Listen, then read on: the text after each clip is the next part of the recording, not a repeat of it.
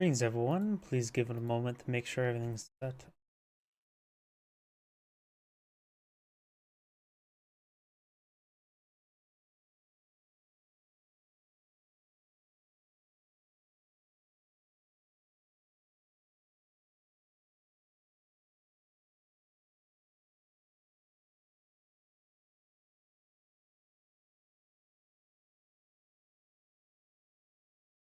Click on my stream. Then give a moment. Chat windows.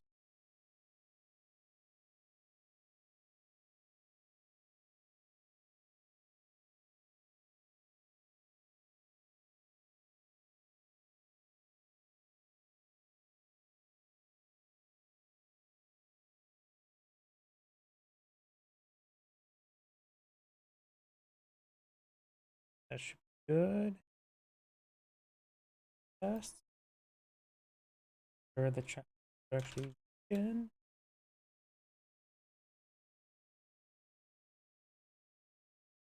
See them all there. See them all there.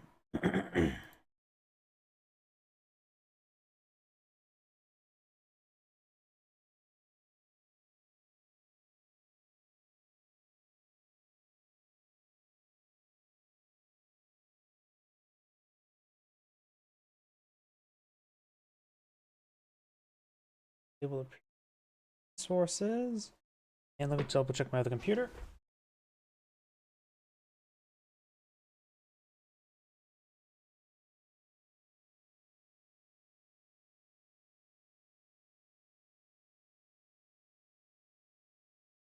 Looks like that's all good. And now on that stuff. Discord to put.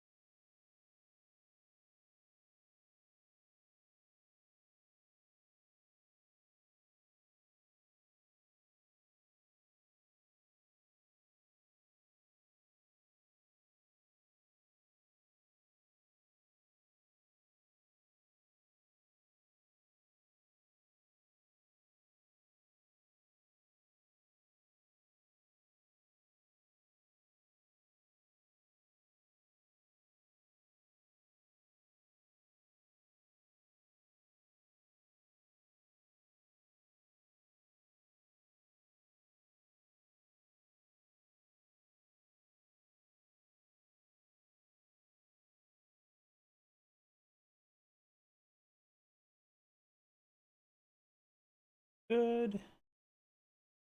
Alright, I think I'm good to go. So let's go and get started. My apologies for the late start. Over here. Only thinking recorded games. I do have a replay submitted to me. I should do that 1 second. Let's see. It was this one here that was submitted to me. I'll do that 1 second. I need a little bit of a warm up first. Plus, open up my drink. It's the weekend. I can drink a little bit extra caffeine. Quite unhealthy amount of caffeine, honestly, but it's the most common addiction in the United States. Let's go with that. Greetings, everyone, and Grade here for another Age of Empires 3 replay. So on the bottom left side as the blue Japanese, we have Canadian. He finally got back to the Japanese. He's been playing a bit of Mexican lately. So on top of right side as red Portuguese, we got Minialt 34. Looks like both sides going for their trade post down south. Local kitty cat will go down and steal his hummingbird for 40 experience, not even food. He just sold his pet hummingbird. When it comes to deck, no deck just yet. No deck selected just yet. Probably some sort of eco play for the Portuguese. It feels like Portuguese always go for eco play because they get free town centers, and that's just basically default for them. Also, it's aggravating more of these local kitty cats. Seal their cache of mahogany. Man, those cats must be living very fancy to have with a mahogany. Got the Japanese monks go around pulling some shrines to collect all the tapir. He also can perhaps praise the capybara. Portuguese player does go for the agenda number 1. Not sure what that's a reference to, but we do have Federitas, Town Militia. What's this card here? Team House of Bragança. Butchered that one enough. Trade route upgrades are free and available in any age for the entire team. So he can get out Stagecoach and Iron Horse, the trains. Free in any age. So this will affect him and his opponent. I don't think that's a good card. At least not on this map. On some maps where you have the trade post or trade route behind you, that could be actually pretty decent. On this map, not so much. Unless he's obtaining a trade route on one side. Good number of Costadors. We got Dragoon Combat. So I'm for Costador Dragoons. We got Fort, Refrigeration. Got some organ guns. Who doesn't want to see a pile of organs on the ground? Range Dragoons. Grape Shot. And Heavy Cannon Factories. Let's become Costador Dragoon Organ Gun. He is aging up with the Philosopher Prince, which is, what, 500 food? We do now have the Japanese going for the experience deck. Let's see, we do have the Heavenly Kami. Do we see the 5 Striding Dragons? Yes, we do. Taking out the Blow Gunner. He does obtain Buttercup somewhere. Oh, Yanni. Why did I think it was Buttercup? Either way, he does have a pet kitty cat. Just be careful, it may knock stuff off the table. Go for the Heavily Calming now, which does give increased experience gathering rate by 50% as well as the other resources, and reduce the cost of those shrines themselves. We have age up to the Torii Gates.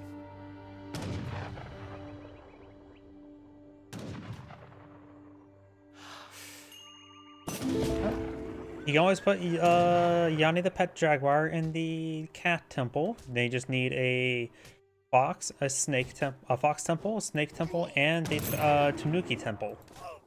The cat does go down there. He will obtain the treasure. No stealing there, which I think is fine enough. Commerce Mage now complete by the Portuguese player. There's his free covered wagon. Right now, Federitas does provide 0.5, 0.86, 0.85 roughly. Pretty sure this is actually a full 0.25, not necessarily 0.24, though I haven't really used a stopwatch to count that.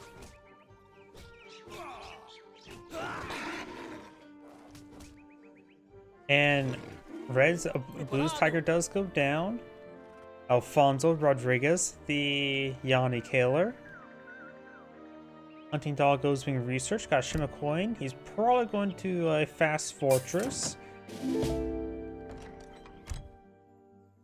He is currently not building any villagers. Where's the covered wagon at? Should be... There it is. Which will provide him some extra population space. So he's been stalling out on the village production. He can deploy out some villagers with the secondary town center. Use one town center to age up, the other town center to build villagers. But he's definitely going to be behind. His opponent's at 22. He's only had 10. But his age up's not available. Get that villagers queued up in the other place. He's going straight for the Exiled Prince. Bandit Blow Gunner engaging. It's a good thing that he's engaging in melee. Has 5 damage rather than 30. So twice attack speed, so it's effectively 10 versus 30.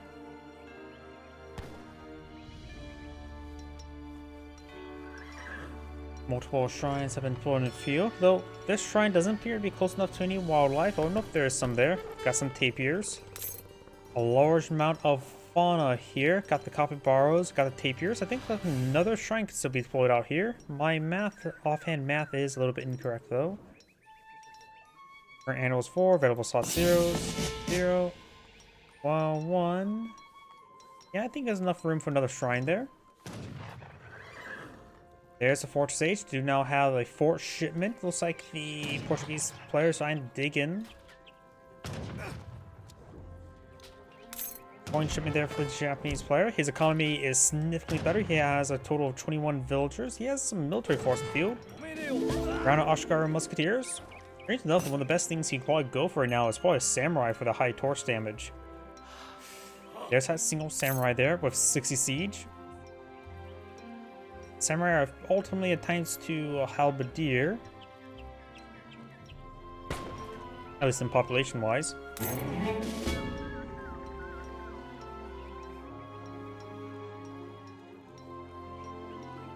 Japanese players are pretty close on aging on up. Two villager queues going for some Costars, which are light infantry units with a similar cost to Musketeers and distribution.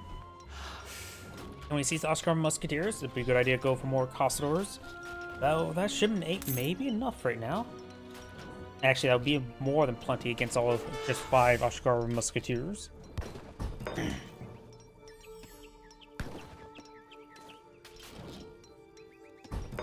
With 3 town centers in the field, he's not properly producing for all of them, only building 2 at a time. Those need to get that fixed. There's Costars now. 18 damage, 20 range. I believe that is the same amount as a skirmisher.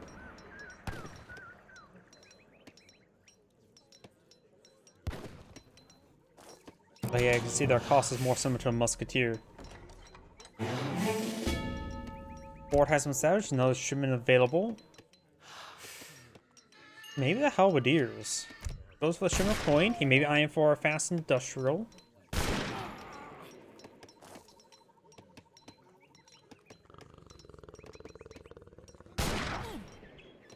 There's the shrine wagons now being established.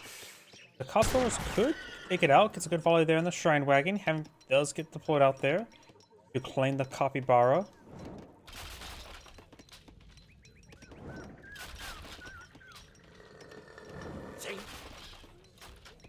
Come on, chest. Qual é a sua ordem? Yep, you can't claim food that's at the shrine, but apparently you can do that with the livestock markets for the Ethiopians in the Hausa. I found out recently. While in this, the shrines does prevent those from being collected. That should really change for the Hausa and Ethiopians. You have to bash the heads in the cattle that are at the livestock market. Forte Cashew. Got steel traps going for. Was thinking around for our Halberdiers. Pretty close to aging on up. We do, of course, have Fortress Age for the Japanese player. You have some more Musketeers. Has a bit of import to export. Or export to import. Flaming arrows not being pulled in the field, as well as disciplined Ashigaru Musketeers.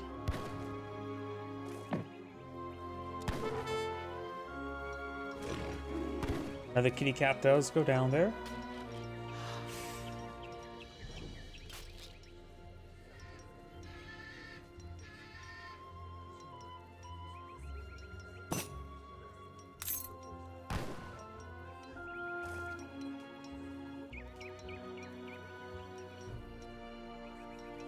Portuguese players has enough coin to age up, just needs a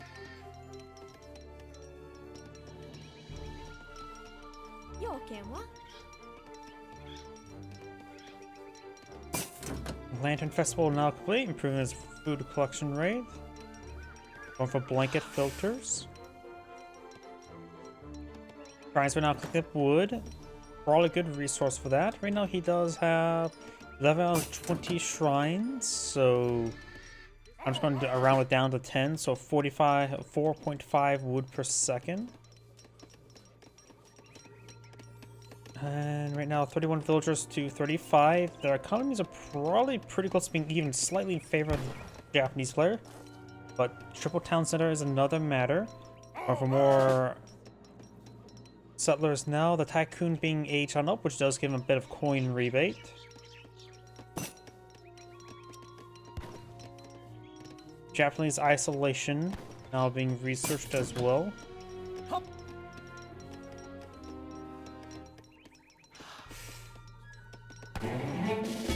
Church here for divine intervention. Another shims available. Going for the flaming arrows for the Japanese player again, bringing all of his flaming arrows, which will be useful against these musketeers and veteran castors. He has now aged up. Factory is probably a good idea. Probably go for heavy cannon as well. I'm biased towards heavy cannon. There's his 4th town center. He's bringing the shipment of heavy cannon, so he's going to try to close the game.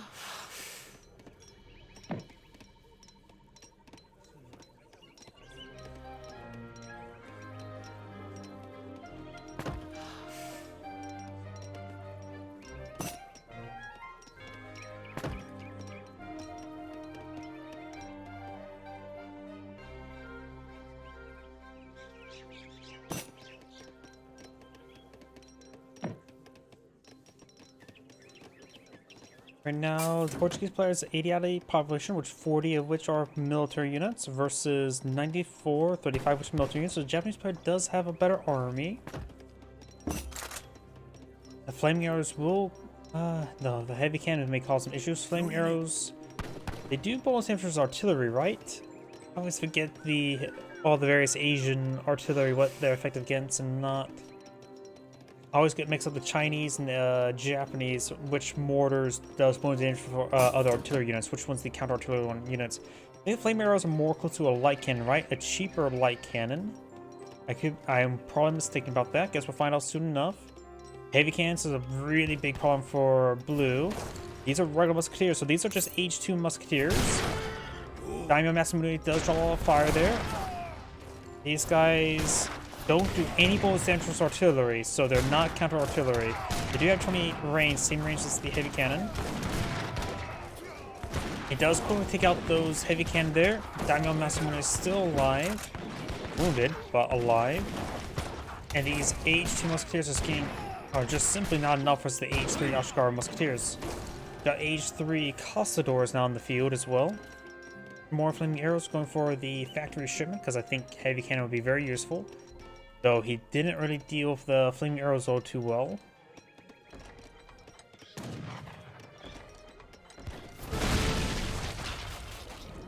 Castadors are definitely the way to go against the Ashikaga musketeers. And maybe squeeze out counter infantry rifling if possible, but that's not always possible.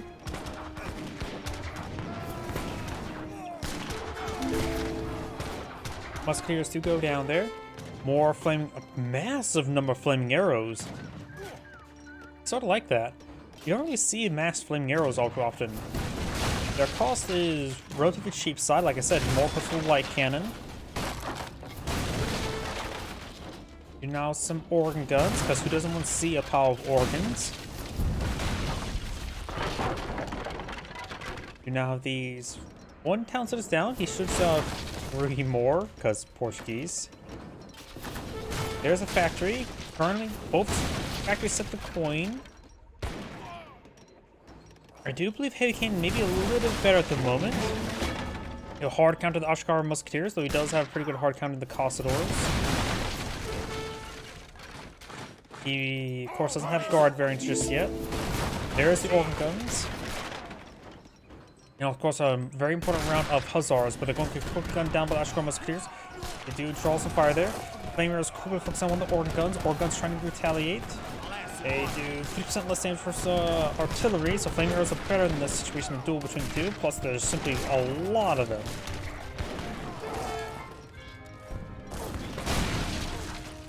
Gonna get the town militia there, going for another string of Castadors.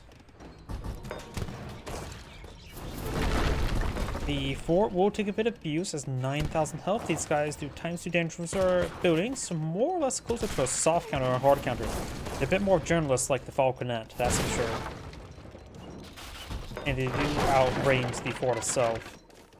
We now have the guard Castadors. I think he should go for counter infantry rifling before going for guard Castadors first, because that will improve his damage output by 100%. Base damage output by 100%, as well as improving the base damage and health by 30%.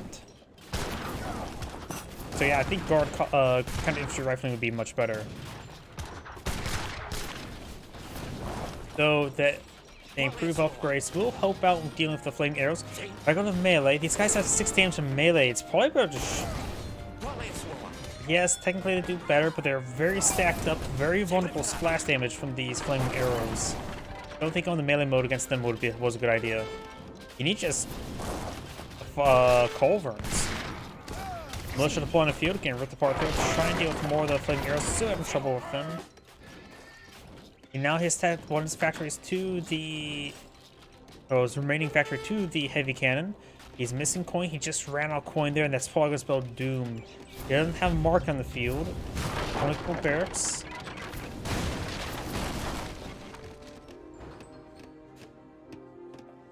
So yeah, looks the Portuguese player. He needs to get a lot more villagers on coin. He has a decent amount of food reserve. Good volley there by the Costadors.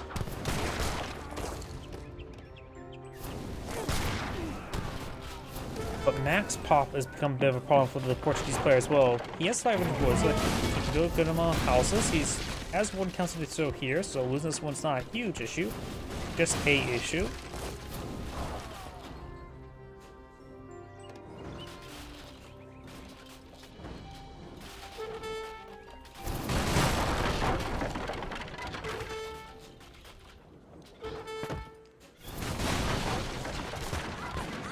Those villagers do get gunned down there, taking the wrong path around. If they can't escape out of there, yep, just task on that wood. The 4 is a good defensive placement right here. He has good number of cost stores to support him out. Does do 25% less damage versus artillery.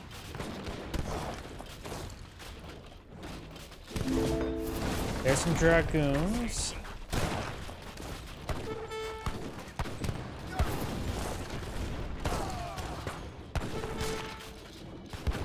More flaming arrows there. Dragoons now engaging melee against these guys. But they do have good multipliers versus artillery, so they're decent anti-siege weapons. These guys don't do less damage versus cavalry, just do generic damage. It makes them not bad against them. Now the heavy cannon got blown in the field, gets a good volley there on Ashgar Musketeers. Maybe I'll get one more shot off before going down. No, it does not. More Costars from the field, as well as more flaming arrows. Dragons get picked off by the flaming arrows. Good perhaps between town militia or conscription at this town center.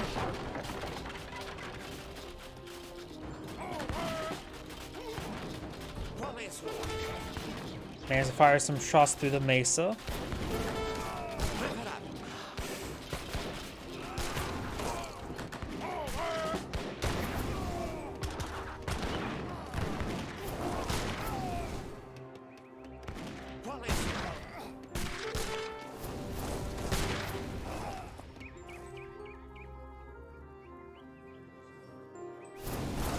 Good volley there. And looks like the Portuguese player does back of the game. Is Angrade saying, thank you for watching, and on to the next replay. Of course, I keep on hitting F10, exit out like most RTSs. That was a good warm-up. Time for the replay that was submitted to me.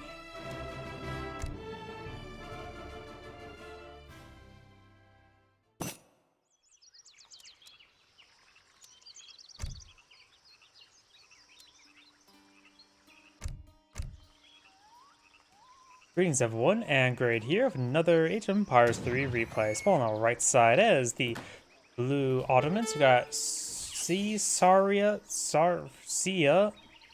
the blue Ottoman. Spawn on the left side as the red Italians. We got Abdon K. This replay was submitted to me, and generally I have a note, but I fast forward, wrong Age of Empires game. I have a bit of a note of I don't like to announce the players, at least at the start of the game, or who submitted the replay due to the nature of it may swallow who wins and loses, because usually most times people who upload the replay tend to win. So I always give props to people who upload a replay that they lose. We do now have all the resources not collected up. The Italian player is opening up with a Mark into house, pretty standard. Making of those research. One thing I like to do with the Italians, something I've been learning, what you want to do is queue up your entire queue of villagers up to 10 population. And then you get your research the market, and that's how The Italians need to have a little bit of rework in the initial start. I'm thinking about doing a video talking about the Italians in Age of Empires 3, what's good, what's bad, and what could be changed, and how I would rework them entirely. And one thing that sort of needs to be changed is the opener. Like, Italian opener is just... it's awkward, to say the least. Either way, more on that later. We do have Doctrine... not Doctrine. Wrong game again. We do have a deck selected for the Ottoman players. We've got the Principanti, however you pronounce that. Got the Villagers, got the Capitalism. We do got the Church Research. Possible Fast Fortress. We do have a Galleon, which you can't deploy on this map. So one wasted card there.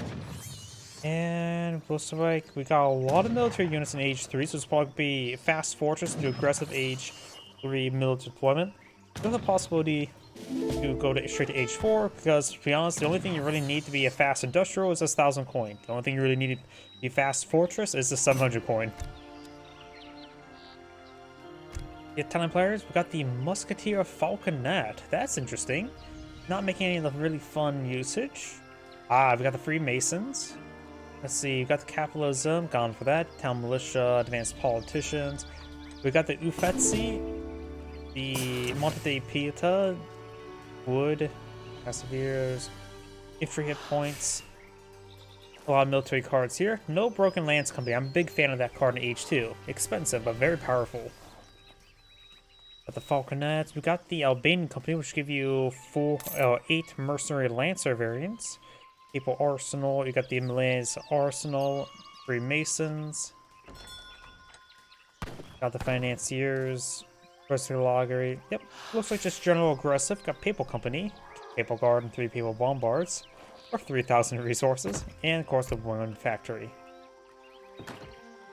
Second house now being deployed field, he's probably not really going to be eyeing to pull out too many Lombards based on this deck.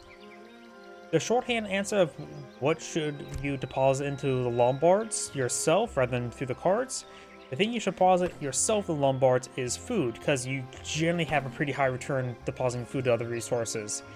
Second off, you get a small return with putting coin, and you somewhat lose out if you actually deposit wood yourself.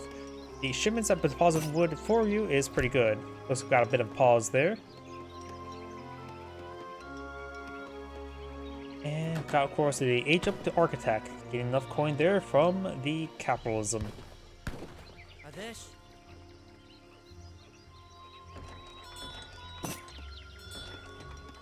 Let's see, anything else we should cover? I had to play Dead twice. I remember somebody had a weird name, like I had to play certain... Oh yeah, it was like I had to play Ottoman twice. Or thrice.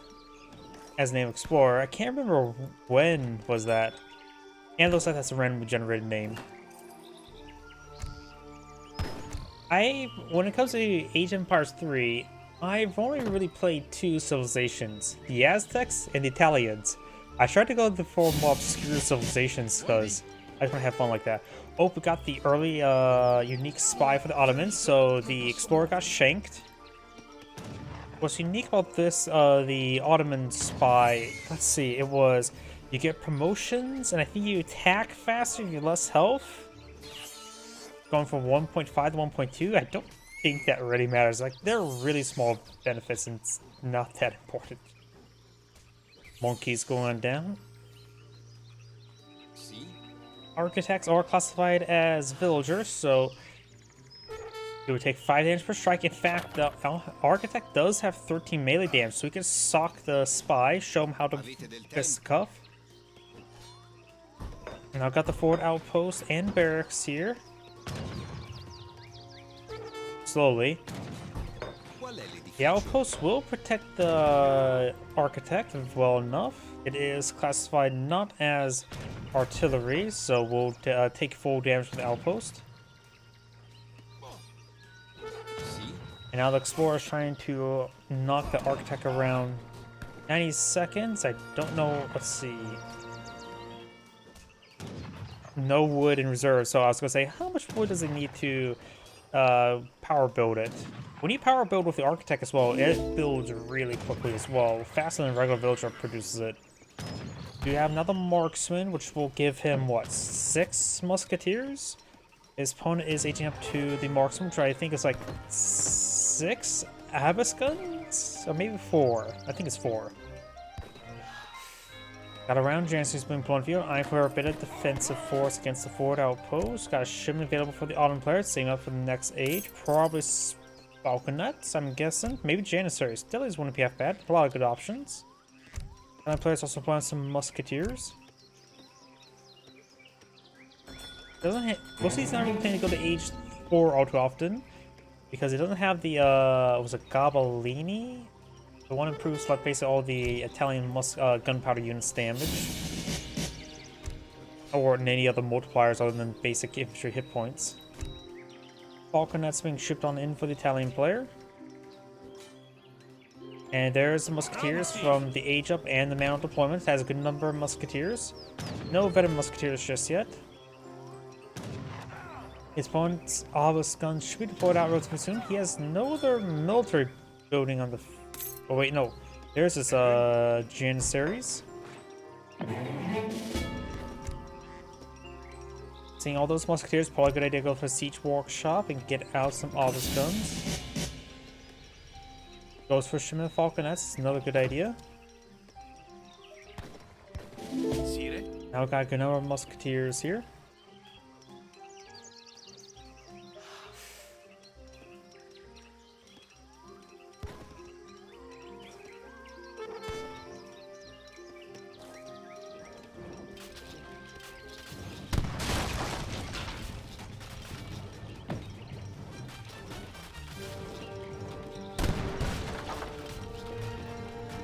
Trading post shall go down. Over here, got some Janissaries trying to infiltrate trading post. They've determined the area is nice and clear. Pair of Falconets there. We do have some Musketeers up here. There is the 4 Obelisk guns, light infantry with a big gun. Easily gun down the Musketeers. Ship available. Going for the Passiveers. I am not a big fan of Passiveers. Like Crossbone, I really think Passiveers are generally not worth it. Though a shipment of them is certainly cheaper than trying to pull it up manually. No steel bolts. Architects trying to blow off Foundry, trying to get another house in the field. He got his power builder as well. And he has his at least 3 architects in the field. He has 3 out of 4. Got good number of Musketeers here, and of course the 2 Falconets. There's the Passiveers. They are statistically the same 2 crossbowmen with a little bit extra health. And of course all the variations of taking out different multipliers based on the formations. Musketeers will have a bit of trouble against these guys. Passiveers could switch to the formation that gives them siege armor. They can actually resist some of the damage of the Obelisk guns by going to the siege one that provides them siege armor. I forget what formation that is.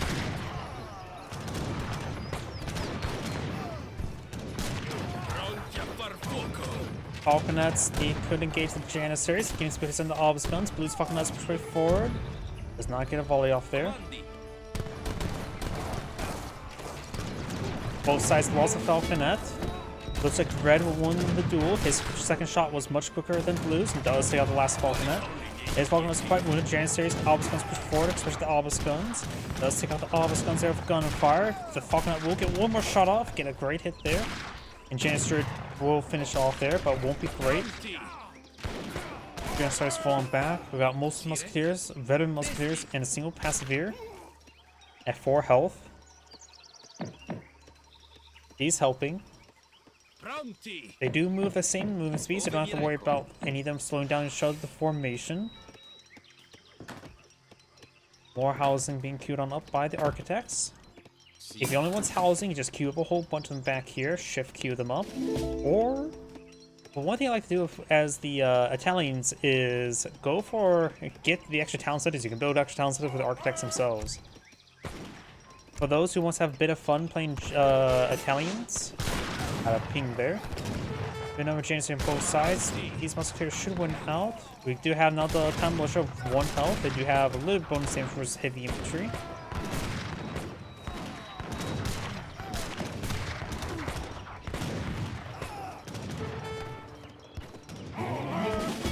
Their Falcon has popped on out. They should be very good splash damage there.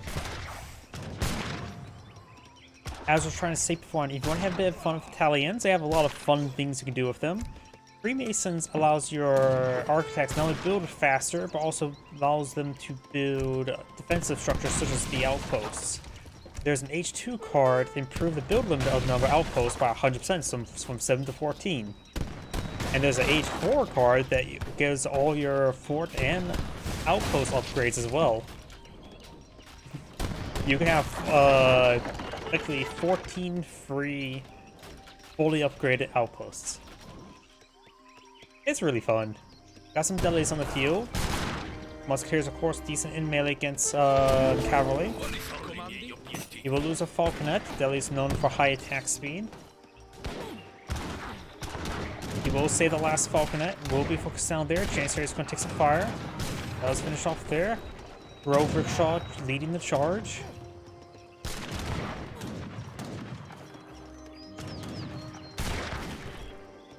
Grove Rickshaw has gone down. All hope is lost.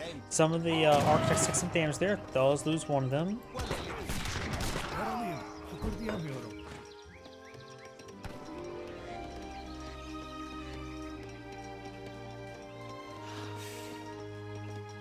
See, no Basilica has been put on the field just yet, so no access to papal shipments. The only thing that could be really useful against the Janissaries is probably the Papal Lancers. They are just really good in general. Chivonze is anti-light infantry, which if his opponent starts to transition to mass obelisk guns, somebody should do pass versus all these falconets. The Chivonze, or however you pronounce it, the counter skirmisher could be useful in that situation. A handful of Papal Guard could not hurt in order to help get deflection going. Of course, you have to get a single shipment of 7 of them, which is quite significant investment, so perhaps not.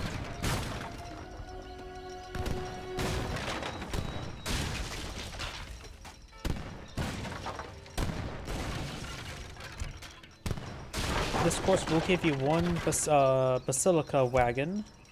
Also, a shipment of halberdiers been put on by the Italians. We got now the Sipahi, the premier heavy cavalry of the Ottomans. There's also some obelisk guns.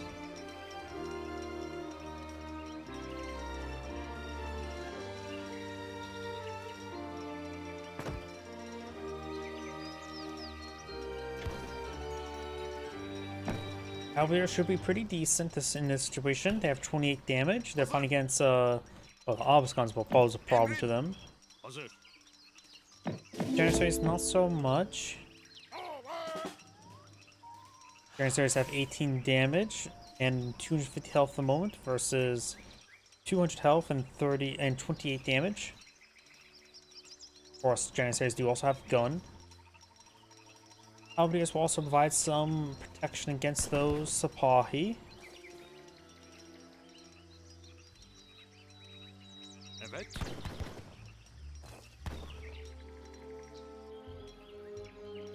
Red does not see that army. Looks like both each other's armies will evade each other. And now Blue could lose some villagers. One village does go down.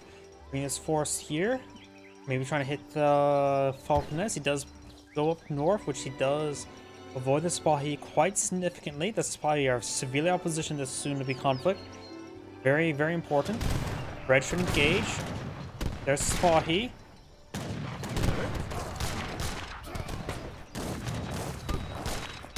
Sipahi taking some damage there. Halberdiers are engaging. All the Sipahi went down pretty handily.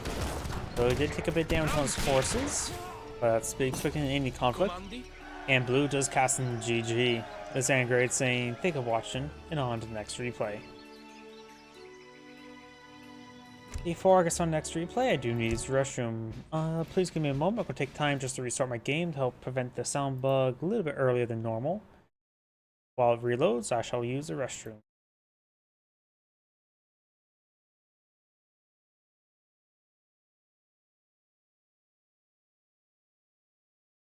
Please give a moment.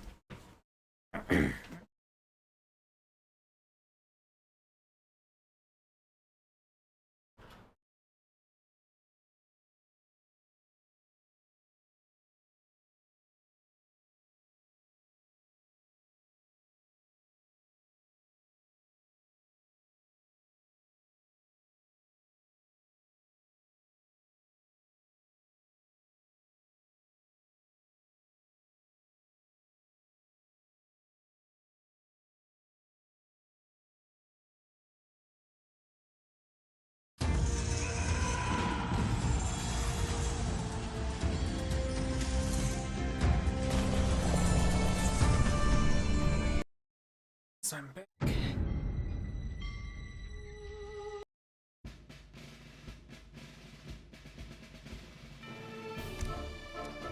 Yep, delete the replay.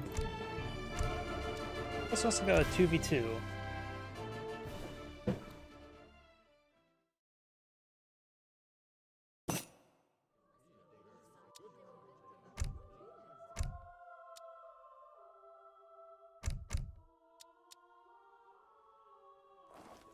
Greetings everyone, and Grade here for another Age of Empires 3 replay. Spawn bottom right side as the yellow Italians, we got Veil Cry. Spawn as the blue Ethiopians, we got Dandudes. Spawn bottom top left side as the purple Russian, we got Super Robin.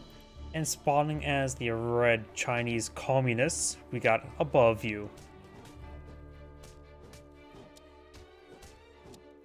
Let's see, any deck selected just yet? Let's just keep an eye on all the team cards. Let's see. Nuvalu. Probably butchered that name. I see no team cards. We do got the Mongolian Scourge, Banner School. We got the Bayang Army, so maybe I'm for a more cavalry focused Chinese. Rat and Shield. No deck selected from the Italians. They got a number of good team cards. Ship the entire team a single Lombard card. Here we go. We got a team card here. Team Rush Land. A camp builder. Use to build a war camp or watchtower. Says team. I wonder if that allows them to build barracks and or blockhouses. Let's see, any other team cards? I don't see any other team cards. We do have Liberia Rock Church. Ballsy Gold, Beekeepers. I'm gonna go with the Avens.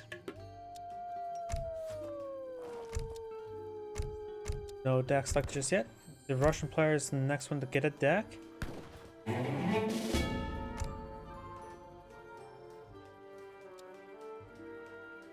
And he's going for Team Furrier. That's interesting. That could be pretty nice.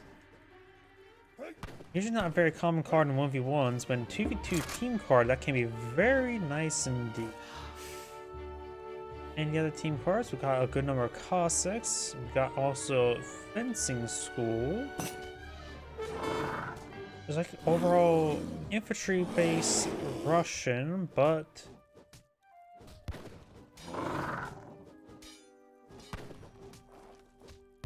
yeah, looks like it's infantry based Russian, but I'm not so sure. As far as not been researched, and now the Italian player. We don't see Team Lombard. We don't see. There's a infantry card in Age 2. We don't see Team Rush. So, and a bit of Russian. He does have all the mercenary companies for the Italian player in Age 2.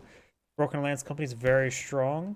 Croatian Company gives you counter skirmishers and outlaw-like cavalry. Maltese Company gives you outlaw inquisitors. Got the Maltese Fire Thrower, which is light infantry, and Hospitallers, which is the halberdier variant. So it's probably going to be rushing with the heavy, the expensive cards. And 900 resources for these cards is quite expensive, but they do provide a lot of value. Age 2, the Governor, which does give him an outpost and a bit of coin. That little bit of coin does go a long way. We do have now the Quartermaster. Give him a bit of wood. We do have the Hobby Shot and the Team Camp Builder. Okay, so provides the Italian player the camp builder, not a... Wonder what I can deploy on the field. I have no idea what I actually can deploy on the field. A camp builder for the Italians. I'm assuming an outpost at least, but I'm not sure if you can build a barracks or stable, because I see the barracks symbol and the stable symbol there. Guess we'll find out soon enough. Summer Palace not being built by the Chinese. That is a blue watchtower there. Red does see the Italian camp builder.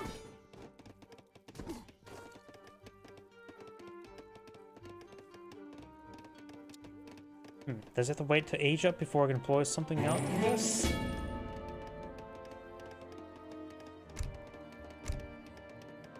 Town player has a shipment available.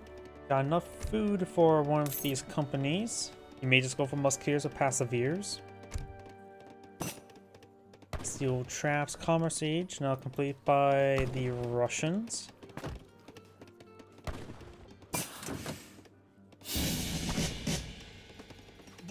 It's outpost wagon. Who's outpost there?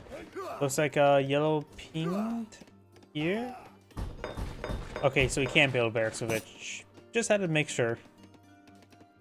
Architect being queued up by the Italians. And he's keeping his shipment up. Nope, he is spending the shipment on the Basilica.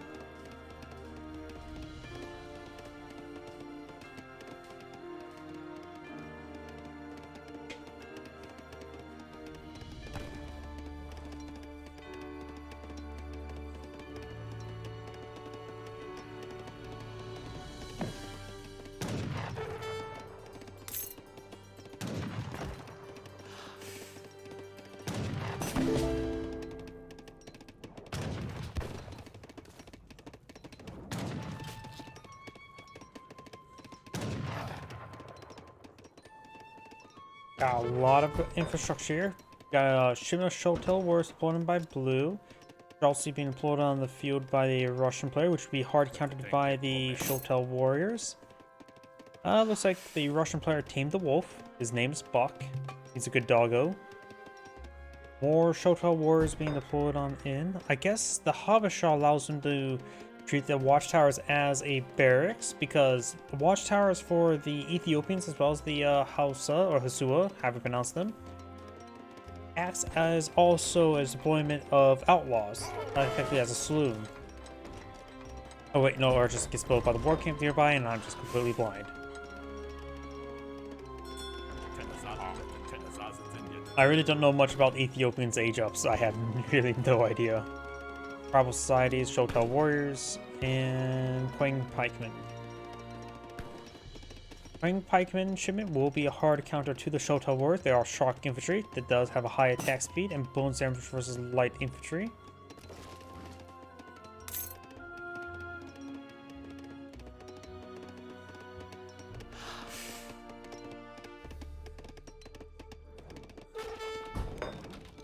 Shotel Warriors also have poor siege damage. There is the Mass Schultzy, which Shotel Warriors we countered them. I don't know how many Schultzy it does take. I have no idea if this is enough Shotel Warriors to fall this amount of Schultzy or not. He will take out some of these villagers. Very nice. Only one though. Allied player could deploy as a Shiva Zone. He has the Basilica on the field, so you can pass the ship into the Basilicas. Does go for a team. Did I miss that card? Oh yeah, it's right there. 3 villagers for each team. Very nice. Oh, I just realized red is also attacking blue directly. Another Quang Pikeman. He had some infrastructure hiding up here. His town starts to take some fire. Yellow's trying to fall back with the musketeers. Generally pretty useful right now. Tucanos are effectively an H2 skirmisher.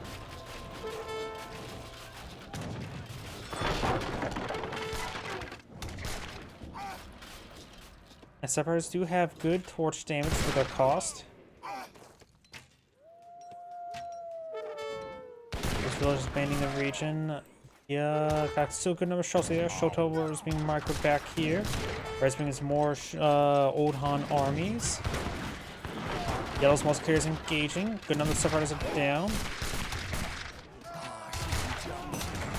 There's force over here. Town watch research complete by somebody. Maybe the Italians or the extra villager. So the research I'm not going to talk about as well. Has quite a bit of food. You can deploy them to a Lombard or gift them to his teammate. His teammate has some losses. We've got a mass number of shots here. More Shoto wars going to be needed for the Ethiopian player. He just needs population space at the moment. His large number of idle villagers includes the Avens. Musketeers engaging over here. We got a Kravit there. He's gone for the Mercy coming against him, Shiva Zones. So he has some counter skirmishers on the field, which should be very useful. The counter skirmishers may actually be over here. I'm not sure where they're at the moment. Just get the Italian players selected. There they are. You got the counter skirmishers. They do have a high multiplier versus light infantry.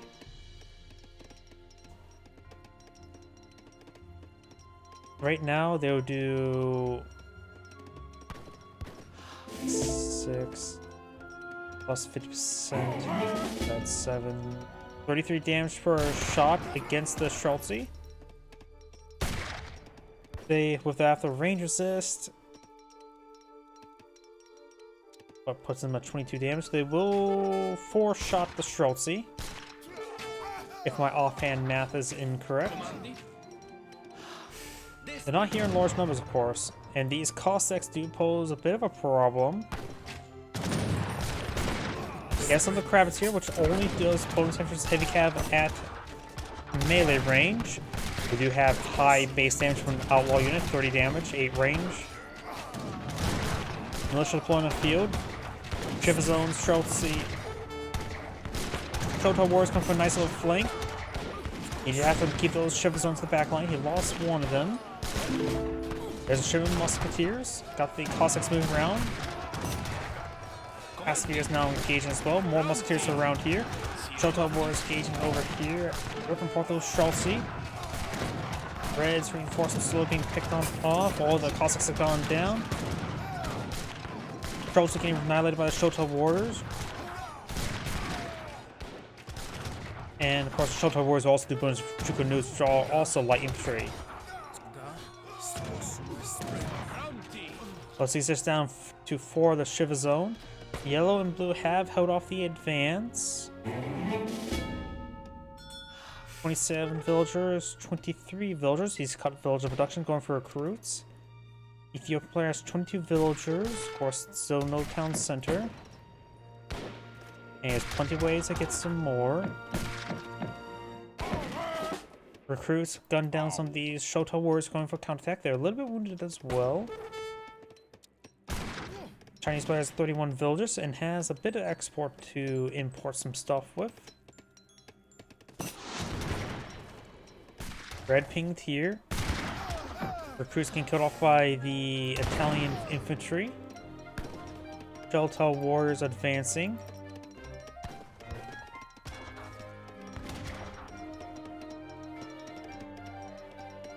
We do also have the Emir supporting these guys out, or the Raz. I always forget which one's which.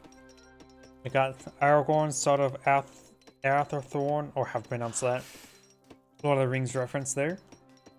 Got a very good number of villagers there he did not see, but it's going over here. Red's villagers seem to be almost completely surrounded. Recruits trying to gun the way forward. Got some Quang pikemen here. If you would have fast spot, all that would have been probably a bigger slaughter. Do now the Porcelain Tower being aged up with, which does generate resources. Blue just backing on off over here.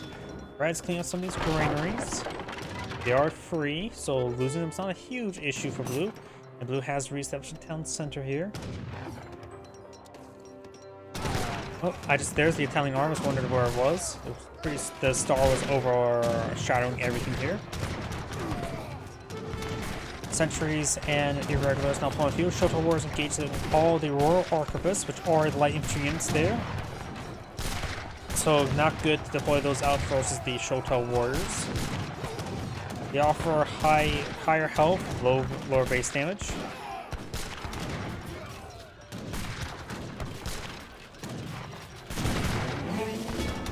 That player has another ship available. No players at H3 at the moment. Another Chinese player is progressing towards it though. Going for the consulate.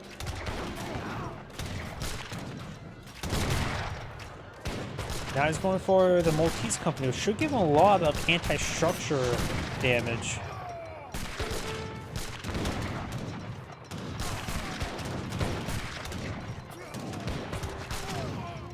Arquebus slowly being cleaned on up. Got now some Porshik, Halberdier variants. Red's pushing more force over here. The council is taking some fire. Chukanos are not high building killers. We now got the Gassienas now shipped on in. Give him some defense. He can set us up his way forward to get extra DPS going. In which most just Chikunus left. If you focus on Quang Pikemen, it'll probably be a good idea. Got some Desert Archer Outlaws here. Desert Archers for Outlaws do have a bit of mix of food and coin. They also want to take 3 population rather than the other higher pops. The overhaul also has some pretty good stats. They're effectively longbowmen. Don't discount a lot of Outlaws. Outlaws are pretty good. I've been starting to mix in more Outlaws in my composition because nobody expects them, and they can be quite fun. Desert Archers, if you go for like the theater card, an H2 card for Europeans, it does put Desert Archers down to 1 population, effectively becoming a standard military unit, which only requires 1 upgrade to research in total. And like I said, they're effectively a longbowman. Blue is now cleaning up all this stuff over here. Should be pretty accessible. Here's some grenade stuff. Over here, we got some fire throwers. The Inquisitor does also have 30 siege damage. Fire throws have 25, not great, with a little bit extra range though. And Hospitalers does have 45, so yeah, the Maltese company, if you want something burnt down, bring the Maltese. They'll burn the heretics for you.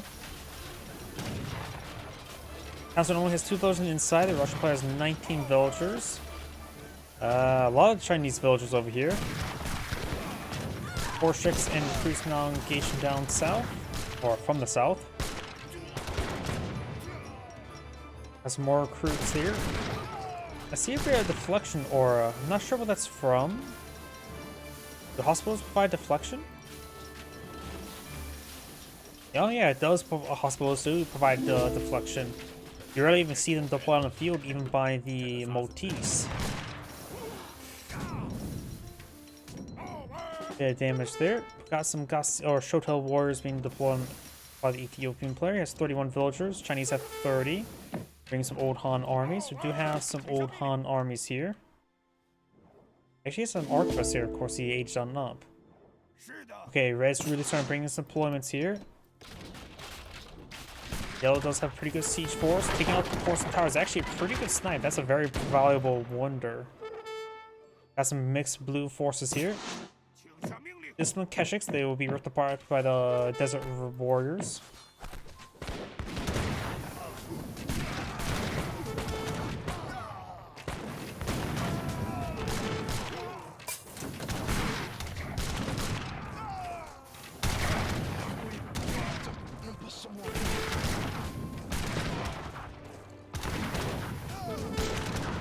Fire throwers being very useful right now. Their AoE damage is being quite good. Red is now deploying out fort shipped in from the Russians. So Red's eyeing for fort staging point, though Yellow has lost, or Red has lost almost all of the infrastructure.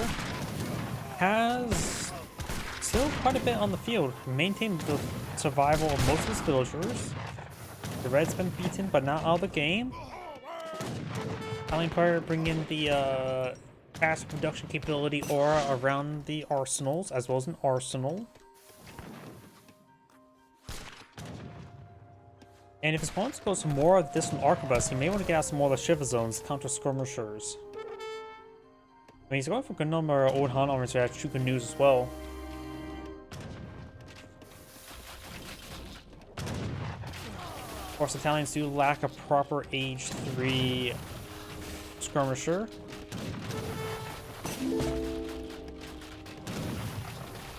Let alone he's also still just H2. Got some recruits now pulling the field. Now we've got the cavalry force up here. This one Step Riders and this one Keshiks. Getting accepted by these forces. Over here. Yellow good ping over here. And here. He's saying kill these guys off. Maybe some Shoto Warriors will help him out with that.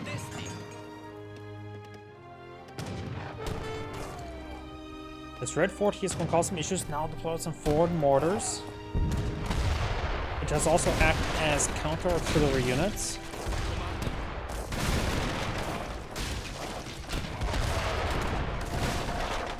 Yellows are trying to gauge these. Yellow pinged here. Dot says he has some musketeers here.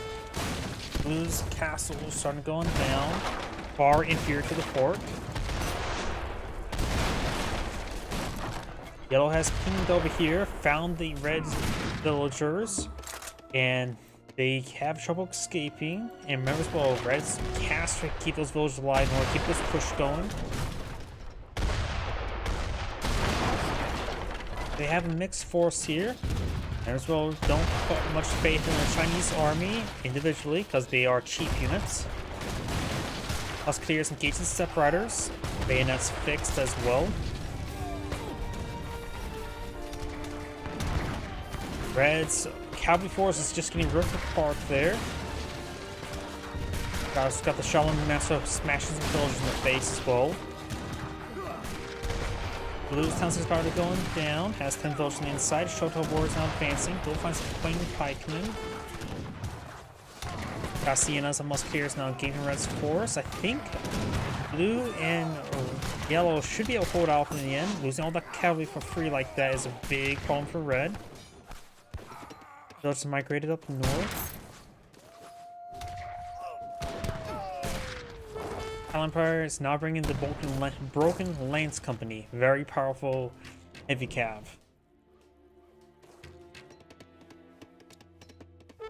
Russian player has a shipment available.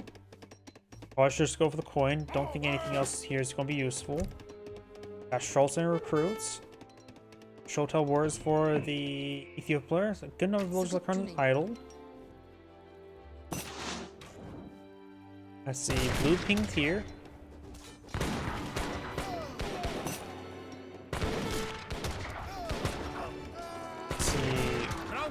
Got 6 musketeers versus 10 recruits.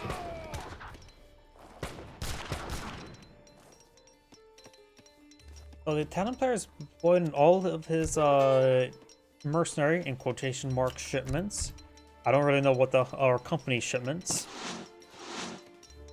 Not necessarily mercenaries, since Papal Lance is not mercenaries. Chavonze is not mercenaries. Kravitz are outlaws. And this is just all not mercenary units at all, so only mercenaries is single-stratted. I'll just call them company shipments.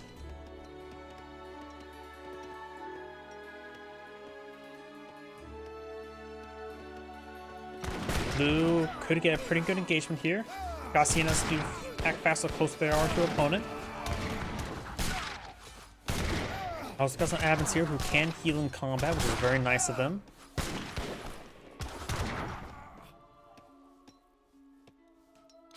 Red does have quite a sizable force here.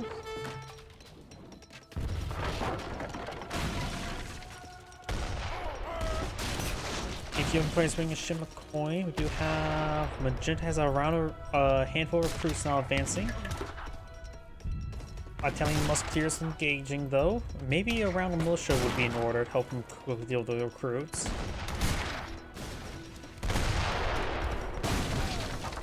Nobody has 2 shims available.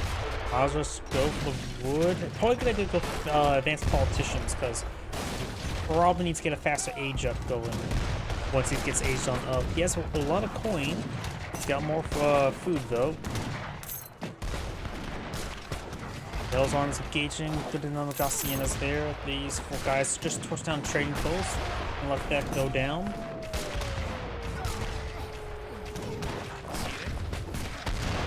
Another troop canoes firing. They are disciplined. And they will have times the multiplier against the heavy infantry now, so they must have got some sort of form of counter infantry rifling.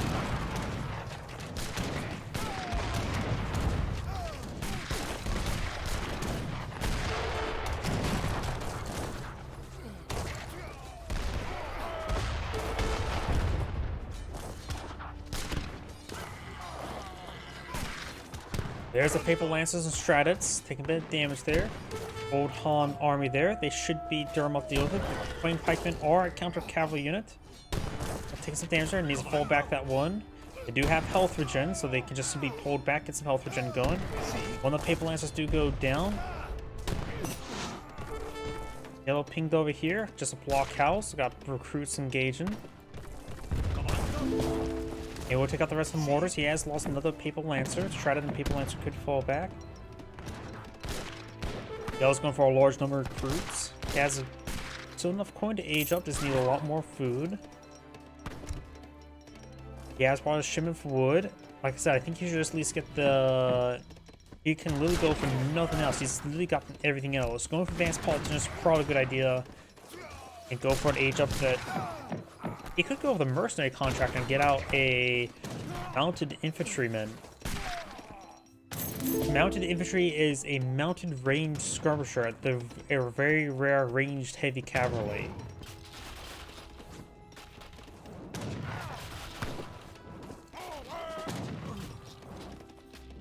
Anything else would be what? Musketeers, Passaviers, Gentleman Pirate. Not going to be useful.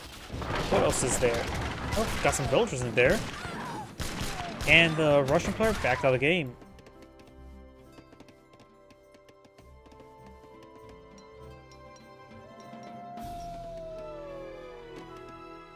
With the Russian back out of the game. And there we go. Red has back to the game now. The Zangrade saying, thank you for watching, and on to the next replay.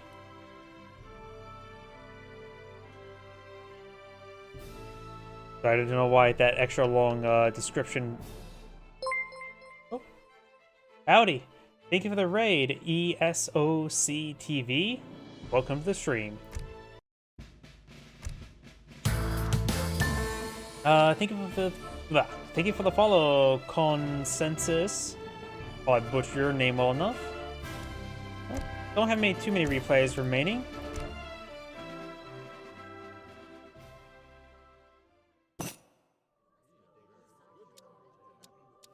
Of course, fix the panning. Does this bug still exist? There we go.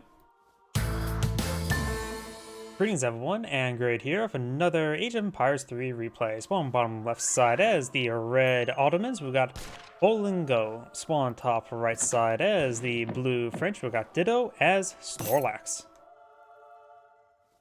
I've been here for quite some time. Either way, let's see. Neither player probably has selected deck just yet. A little bit too early. Thank you for the follow, Cava Cursanas, as well as Sir Esteban. When it comes to natives on the map, got the native house of Oldenburg for the Counter Skirmisher Royal Hunter and the Northern Musketeers. And he's immediately collecting out the berry bushes. These are blueberry bushes, which does provide 0.84 food.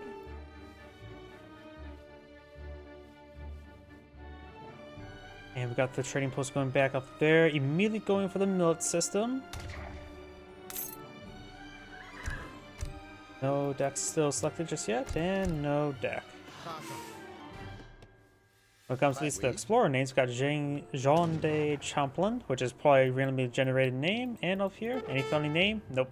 Looks like just randomly generated names. Blue will, of course, kill off the local doggo and steal his hair meat. Those pups gonna go hungry for the winter. The Autumn Explorer just scouting around. Could obtain a lucky coin.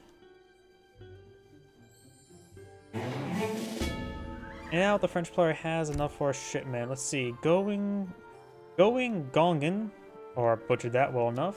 Looks like relatively standard French. We got the House of Bourbon. So not House of Bourbon, it's the Royal Fencing School. And Dragoon. Cavalry looks like also a bit more cavalry focused as well. Got the Black Riders as well. And of course the heavy factories in 700 wood. For the Ottomans, we got Team 1. Looks like Fast Fortress, possibly. Museum Fusiliers. Maybe also Fast Industrial. We got quite a bit of industrial age cards there. Kill off the local doggos and steal their Charles the 12th abandoned stretcher.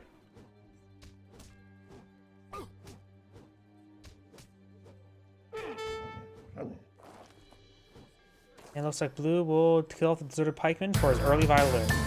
They give a follow assertive wall. And the age up is the quartermaster. Give him a bit of wood, going for hunting doggos. French players aging up also the much more unique, the quartermaster. To give him a bunch of wood. Prêt.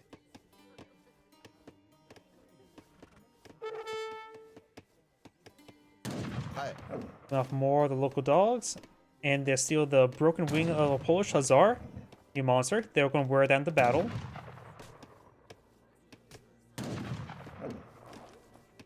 If they want to reach out to me, I'm more than welcome to help cast out any of the sort. There's lucky coin to be obtained. Not so lucky for the person he killed. And I hear something. I think just the scout stabbing the villager. Yep, stabbing that lady. Deserted pikeman being engaged. There goes his early violin. No longer a musician in the making. Because I'm furry.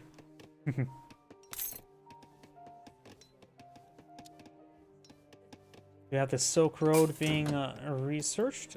How's it?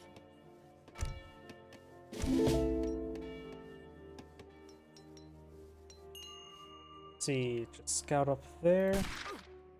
Trying to herd some of the moose towards the town center, of course. And let's see, the autumn player maybe now eyeing for this trade post. I think I hear more of the natives being gunned down. Get a pamphlet for 85 experience. Do now have the Royal Fantasy School get us 3 Royal Musketeers and of course faster build time. Ah, that's probably the scout being camouflaged there. Shipment available. He's also cut the village production, so maybe on shipping some coin. Maybe one... Oh wait, the house was being built. That's why the village production was being cut.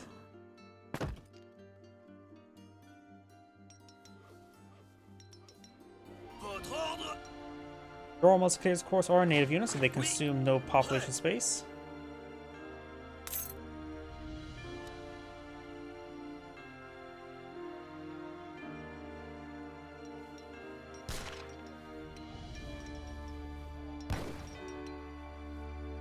Oh, if you got any games to me, you can probably just send me a link to, what was the replay site? The ESO community site, is that called? And I could probably download them and cast them if you would like. Got some regular musketeers. And now we're also going to use the Royal Musketeers to help clean up the treasures. And you'll kill off Mom and Pop and steal their pup. There's Buck. Or just down south. Number of musketeers now being deployed. And there's a shipment of coin there. So the autumn players starting to eye to age on up. Going for the word I always have trouble pronouncing, like most words in this game. Koporulu Viziers. I have trouble pronouncing any sort of name in this game. Treasure chest being looted.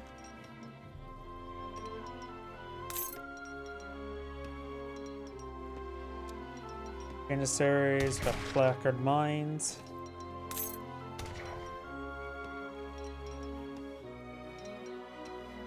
Also bring in the 700 wood shipment. Once again, he's at pop cap, so this next villager will come out a little bit late. Oui. German wood for the autumn player. Of course, he does have Silk Road, so they are 25% more resources in these resource crates.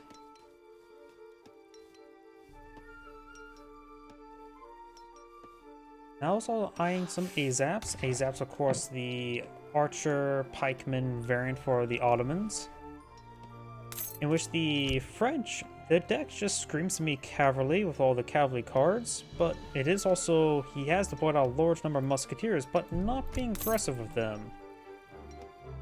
Wherever they may have went. There they are.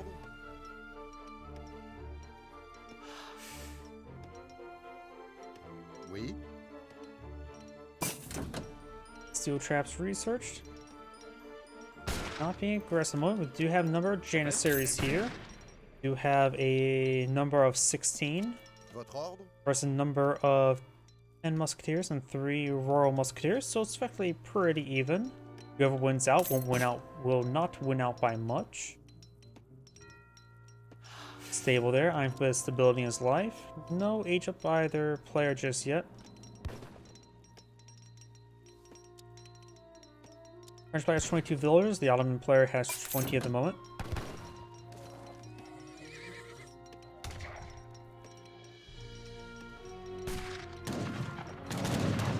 Bot immediately gets gunned down there as the ATF wanted. Of course, the ASAPs are here. Even though they're archer, they're not anti-heavy. They're anti-cavalry, light cavalry at range, all cavalry in melee. They also are also classified as heavy infantry. Oop.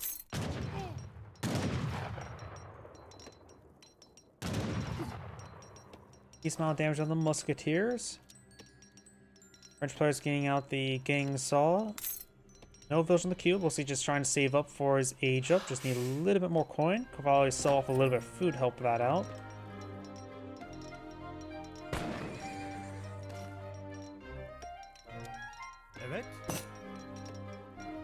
Both sides being pretty passive. French took a swipe, and it was not went to his liking. Bottom player is pretty close to aging up as well. There's age 3 going for the bishop. That'll allow him to move diagonally a little bit better. Bottom player, it's pretty close. Oh, like I said, you can also sell off a little bit more food just to get that age up going.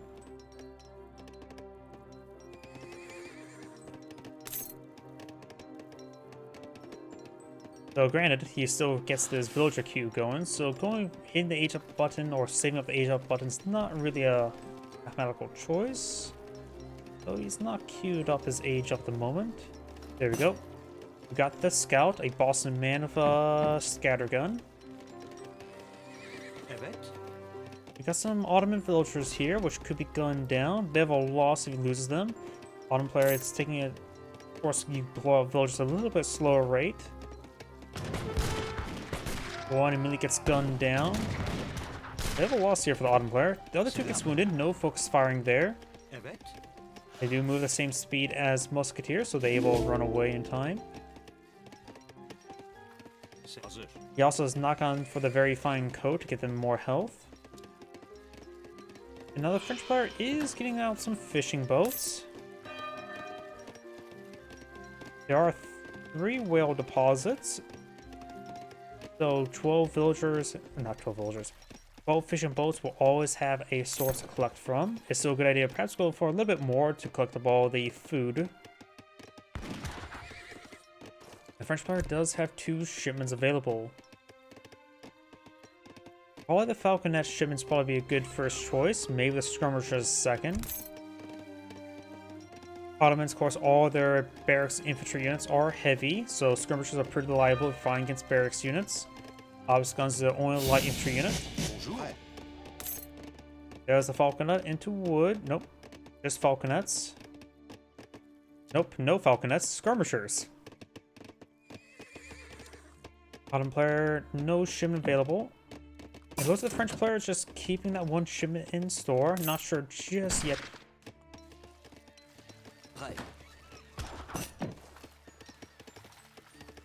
And the French player is at pop cap. Never mind, he just built 2 more houses. More Janissaries, more Falconets. Town sort of being built up here from the covered wagon from the bishop. Now, of course, because villager, second villager queue going, allowing to pull even farther ahead of the Ottoman player and release in villager count, plus all the fishing boats. Delhi is now advancing way forward. course, will be very useful against the Musketeers, but not very useful. Not Musketeers. Good against the Skirmishers, not very useful against the Musketeers. More skirmishers now being pulled in the field. Got a nice little scout run, that's about it there.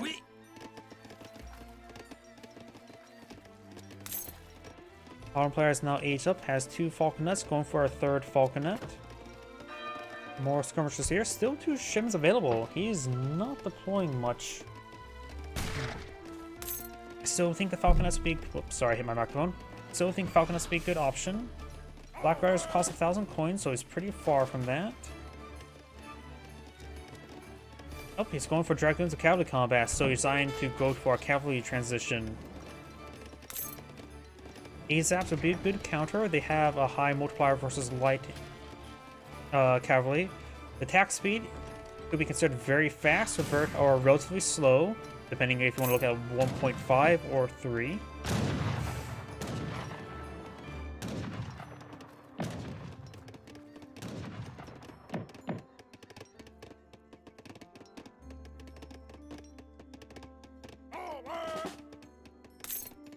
AZAP's course are classified as heavy infantry, so they will be countered by his own skirmishers.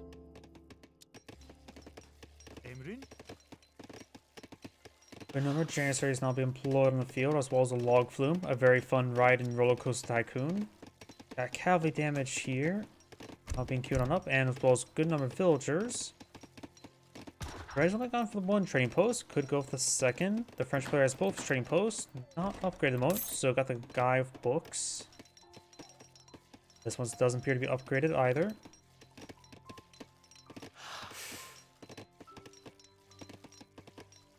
French player is throwing up a lot of wood. Doesn't have any church research, so I'm not sure why the French player has so much wood stored up.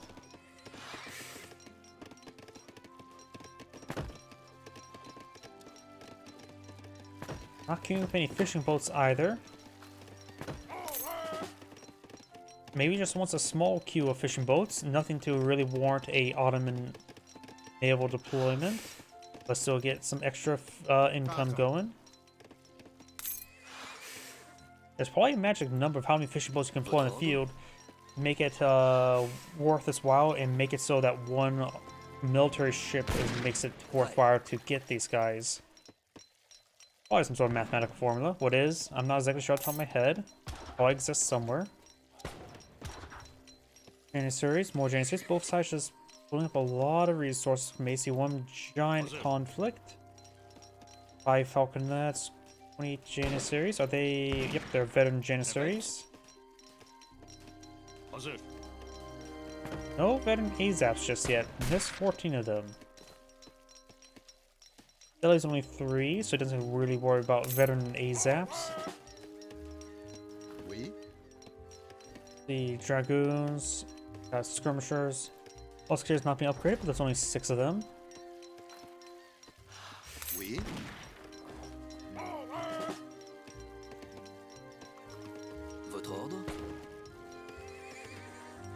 Now the French player is pulling out more fish boats, has fishing docks on both sides. Ottoman player only has 30 villagers. Could maybe deploy another town center. Feels like the French economy is just going to skyrocket. 56 villagers, of course, good number of the French villagers.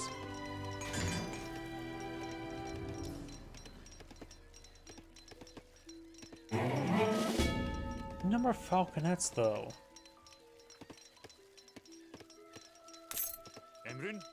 He has a good number of Janissaries and AZAPs to deal with the Dragoons. The Falconets are in massive numbers. They will report the Skirmishers. I think the Ottoman player would win. He's investing all the income into his military. Army of 68 with 8 Falconets versus an army of 49 with only 2.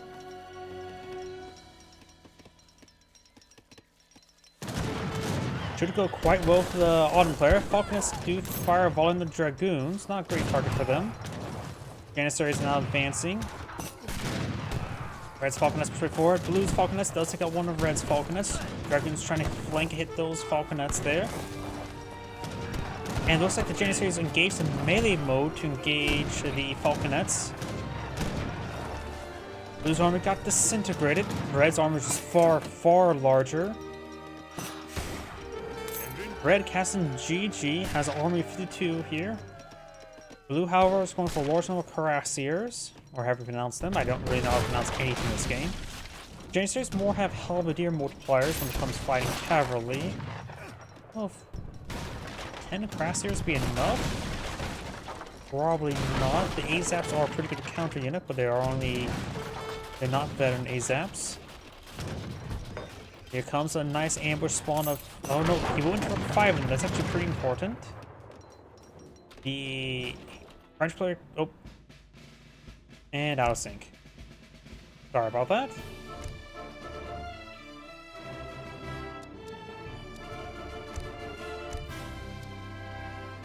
Well, sort of stinks how sometimes they just go out of sync like that.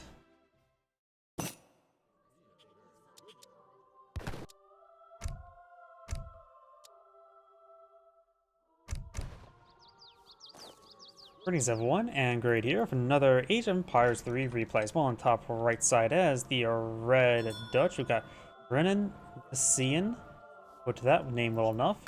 On bottom left side as the blue Ottoman player, we've got TFL. No deck selected just yet, and no deck selected just yet. When it comes to names and map, we do have the House of Witten to give access to the Trabants, a Papal Guard variant, the Saxon Cuirassier, a French Cuirassier variant, and of course an Age 2 fort with a possibility of Giant Grenadiers. Top right side. Wait, of course that's still the same House Witten. I'm going crazy. Of course, marriage politics could be quite nice. Cheaper age up is always quite useful. Not saying age 1 to 2, but 2 to 3 can be quite nice. 3 to 4 definitely. And well, age 5 makes them a bit more feasible, but generally still not.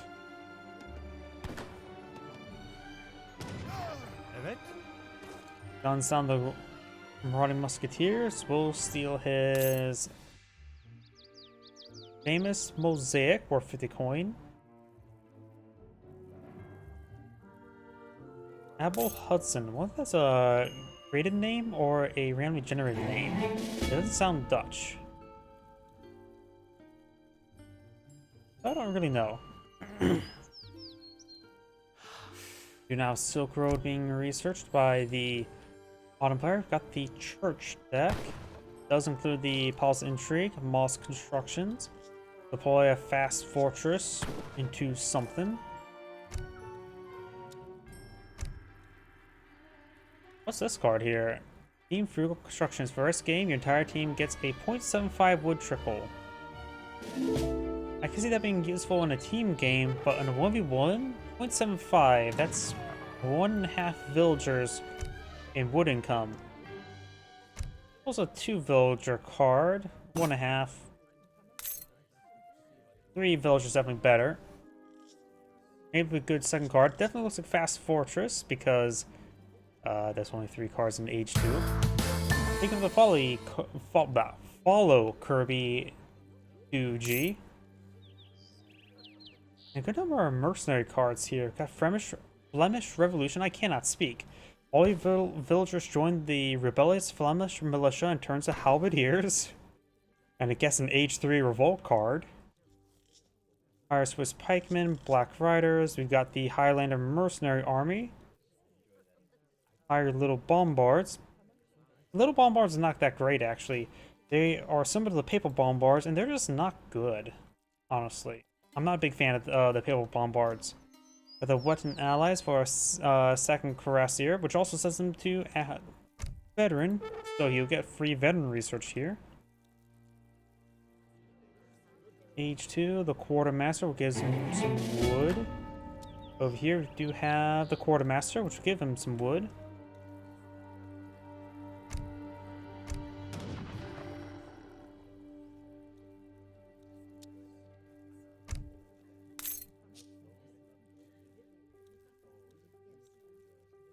Could be quite interesting deck.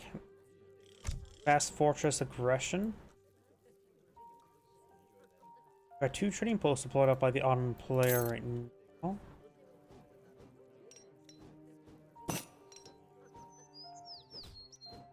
Commerce age now complete for the Dutch.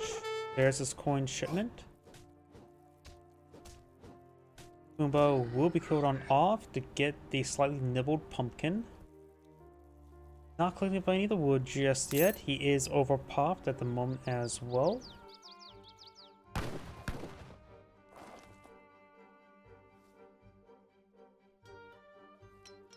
He is really soaring up his resources.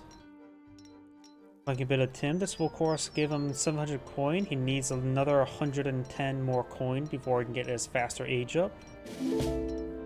Retask this villager onto the coin. Has enough food. Shipment available for the Ottoman player. He's going for his wood shipment. But maybe I was mistaken, it's going to be Fast Fortress. I'll get a lot of value from the wood at least.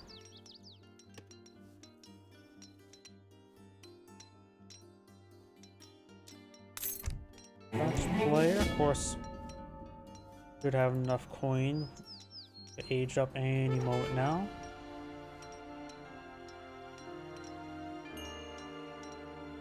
I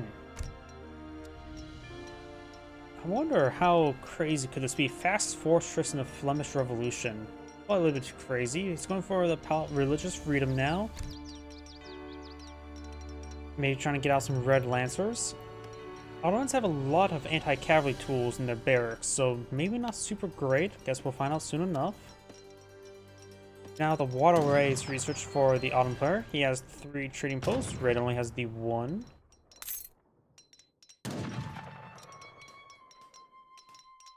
Admiral of the Ocean Sea age up for the Dutch.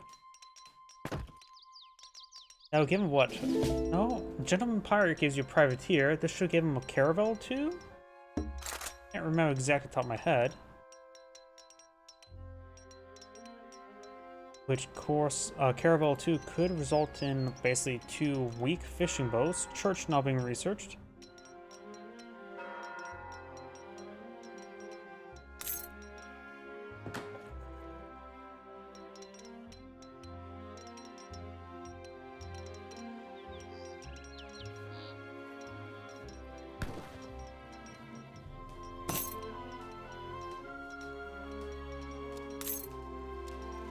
Dutch cleaning up a lot of coin for the Red Lancers.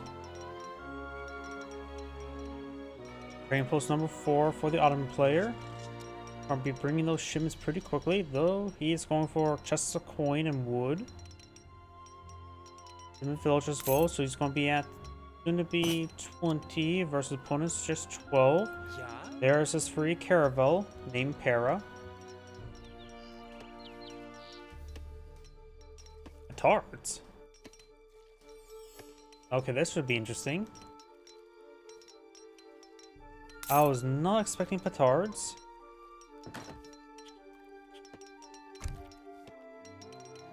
Timed out with Red Lancers. I have no idea. He's not queuing up any villagers, so he's saving up the coin. Is he going to put the petards in the caravel? That's why he's not collecting up any resources? What is going on? There's Red Lancers. Yeah, he's going to fill them the caravel. This is going to go real strange real quick. Klar. Okay, let's see how this works out. Yeah. Everything's loaded on up, ready to ship on out. 6 petards. That should be enough to take out the town center. And there's no defense here. The Ottoman player is playing very, very greatly. He's going for the unique grenadier, a name I can't pronounce like most things. Does go for some delis, but all of his production's right here. So he's vulnerable to a caravel landing.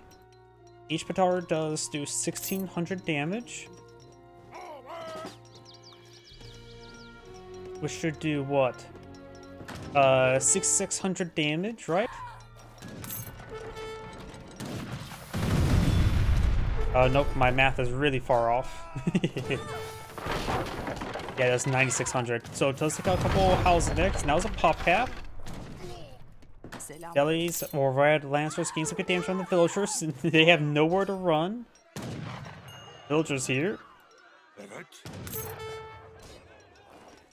Oh boy, trying to cook the villagers. That was a pretty good landing. Got some, these 5 delis here.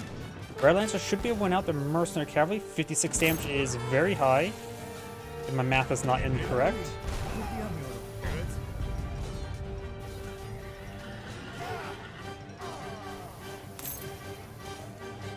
Of course, these Grenadiers won't be able to do much with his cavalry. Explorer does go down. And his Autumn Plague can play Ring Around the Rosy around the map. He still has 3 trading posts, 5 villagers, and needs to tax all of his trading posts to wood to get another town center up. Has 1,000 coin as well. Mark's still up, so could buy some wood. Has 2 shipments available, which he can ship in some wood. And go for like triple town center.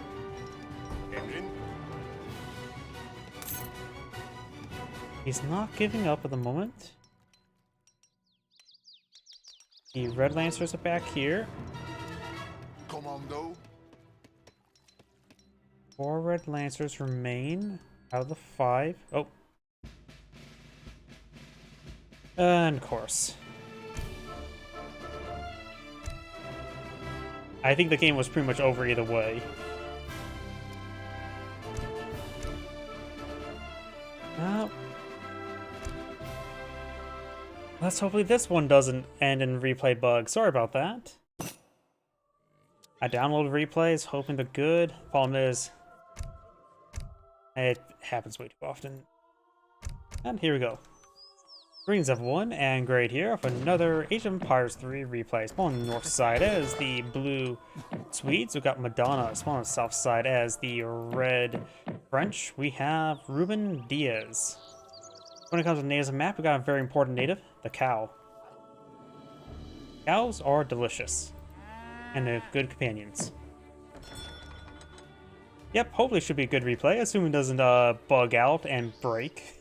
Because I have a bit of bad luck today. Though that one was clearly ended. Let's see, no deck selected just yet, and no deck selected just yet. Other than the map, got the Comanches, give you access to a ranged cavalry, good against cavalry. Also access to the Apache settlement, which gives you a ranged cavalry, good against cavalry. Very unique. So maybe the French has both native and cavalry cards, so maybe we'll see some French native cavalry play. Probably not. Of course, the Swedes have access to Carolines, which are good anti-heavy cavalry units at range, but somewhat weak to melee. Betty the cow will be sent back home, and there's Annabelle. Oh wait, did the cow just die? Seems a little bit too early to slaughter the cows. Let them fatten up a little bit. Maybe I'm just going crazy. Oh, looks like it will claim the sweet potatoes from the local doggos. We do have a deck selected here, the land deck, including infinite couriers. Interesting. As well as ×4 couriers. Let's see. Possible fast fortress. A lot of resource crate cards. Skirmishers, cuirassiers. Not really standard French. A lot of resource crates there, which sort of interesting. We now have the quartermaster being researched by the French.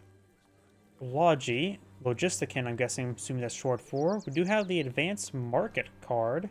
Interesting. Blueberries, villagers, pretty standard. Eisenberg Ironworks, Dominions. Got the Treaty of Rock Slide. Copper Mines, Cavalry Combat. Darkian Rebellion. All your pikemen transform to halberdiers. Haven't seen that card yet.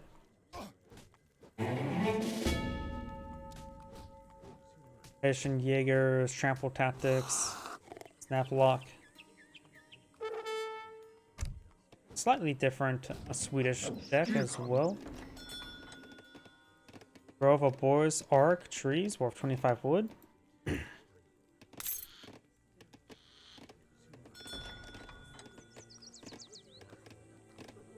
Aging up to the Logistican and Advanced Market. What does the Swedish Logistican provide? And he has Advanced Market? There's something must be missing. I don't know what the Swedish Logistican provides. Well, it has to do something with the market, right?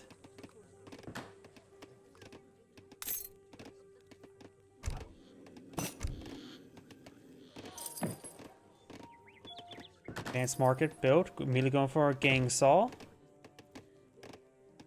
Found up a lot of wood here. Supposed to maybe doing a bit of a torque boom. Oh, maybe he deleted one of the cows next to the torque. It gives Arsenal. I thought that was the Italian, wasn't it? The Italian Logistican provides 1 Arsenal wagon and 1 free Arsenal research. And with the improved politician, will give additional Arsenal wagon for some odd reason. Chinook Scout stabbing the settler. Maybe it's the same one, I can't remember.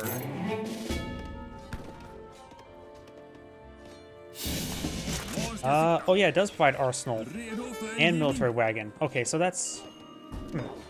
So barracks and Arsenal? Probably doesn't provide any free research then. The Italian one provides the free research.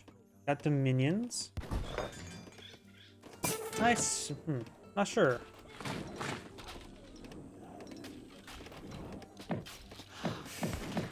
Got pikemen here. We got multiple French barracks, so he's being aggressive. We can always go for Saint Suis. We may actually see that card being deployed on Alt. They already have Advanced Arsenal H2. Got it. As a civ bonus. There's a lot of moving parts. I can't remember everything. There's a Torps. This is a large number of pikemans.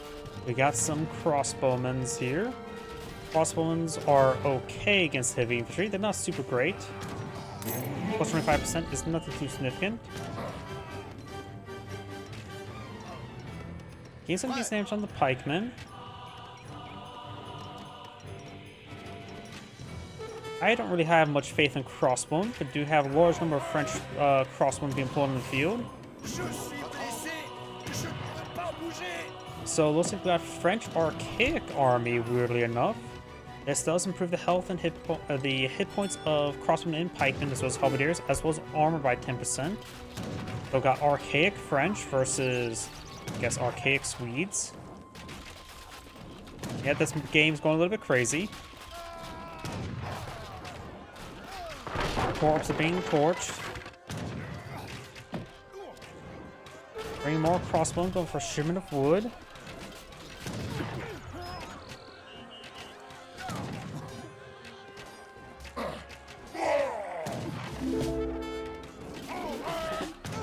Bring in some more crossmen over here.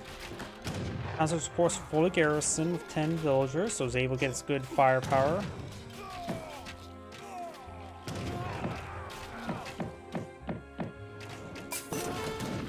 And now we've got some Hussars put out here.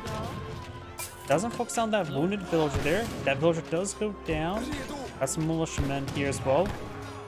Militiamen try to focus on the Hussars. Got more pike or more crossmen being pulled in the field. Another shipment available. What he should go for, I'm not sure.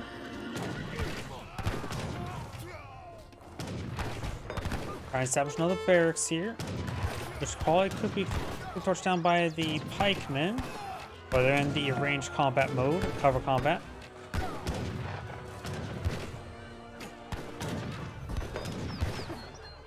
Blue has held off. Red is bringing a shipment of crossbowmen, has a number of pikemen here as well. Most of the militiamen are still alive, and they do offer good DPS.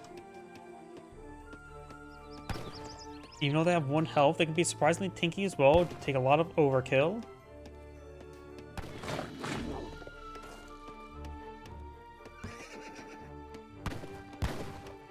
Haven't seen anything deployed out here for the Advanced Arsenal. Crossbowmen, Archaic Archers, Foot Archers are affected by the Infantry Breastplate, which is mostly meant for melee infantry units, but does also affect crossbowmen as well as passiveers.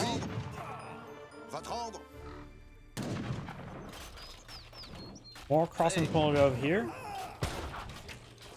Carolyn now charging way forward. Does do 20% less damage versus light infantry, which may actually come into play right there. Watch focus on the militiamen first rather than crossbowmen. They have higher DPS.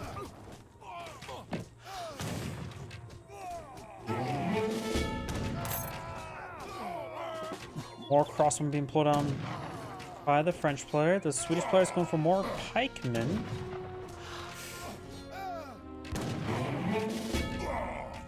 Also going for a Hussar. Some of these villagers not getting hit. Score does go down. Villagers do offer excellent melee damage. So I'm gonna sort of go down here as well. Got 20 villagers versus 23. Of course, French villagers are French villagers. And for the Swedish player, he does have 11 torps in the field. Effectively, each one providing 1 villager's worth of income. So it's closer to 11... roughly 30 villagers, even though he just lost a couple more there. The French villagers are, of course, also slightly better, of course. But the French economy, I think, is overall still better than the Swedish. Couple pikemen to keep those Hussars at bay. Red still has a trading post in the field as well, just gain some experience. Oh, we got quite a bit of infrastructure here deployed by Blue. Warp not completed. Warp queued on up. That also means that 11 torps is inaccurate.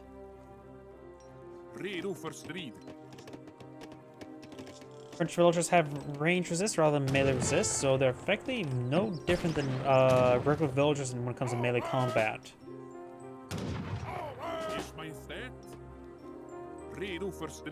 There's just these causes of harassment there. Got this villager polluting some more torps.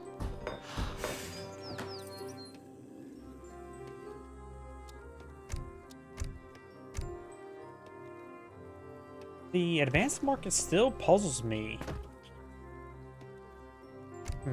Never really looked at the resource exchange rates of the advanced market, but still probably not an ideal thing to utilize. Right now he's just mostly solely focused on collecting food, has decent amount of coin income thanks to all the torps. Oh, got some of these Hussars getting killed off by the French villagers. Bonjour. Does focus on the wounded one there. Does take out one. Make that 2. That's exactly what the Swedish player needs to get back in the game. He has, what, roughly 9 torps technically. Definitely evens out the economy. So these torps are being torched. We'll build more torps down here. Pikemen trying to pursue the villager, but the villager will beat the pikeman in melee combat. It's something that it's one of those things that I like. You just, as it's one of my things ingrained into me, that just avoid using the market. But I don't know the exact exchange rates of the advanced market. I'm going to be blunt on all this. I haven't really looked into it. Thank you for the follow, Flow1893. I don't know, I just think maybe there's a better card in Age 1 than the advanced market. I could be completely wrong. I'm just going to say that. We do got a decent amount of units here. 23, including the Explorer. Only 2 pikemen for torches. Carolyn's offered decent torch damage as well.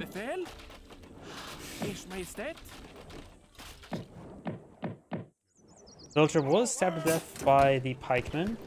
But more Hussars here. The French player did invest quite a bit into that force and really has nothing in the field. Plus he's trying to go from age up. He's 25 more coins. There you go, must have sold something from the market. Aging up now, that's pretty fast. Probably the, Exile Prince for the fast age up. Going for barracks there and stable. Skirmishers probably be pretty useful as well. Maybe a handful of Dragoons deal with the heavy cav. More crossbowmen there.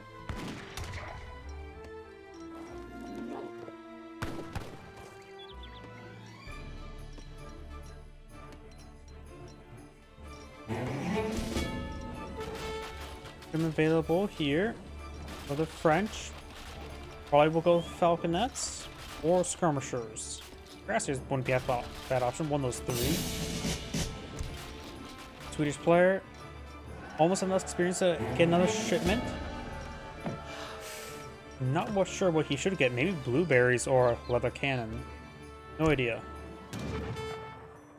Though the infantry hit points doesn't seem half bad to me as well. Or that's hand hit points, not infantry hit points. Which probably won't be super great.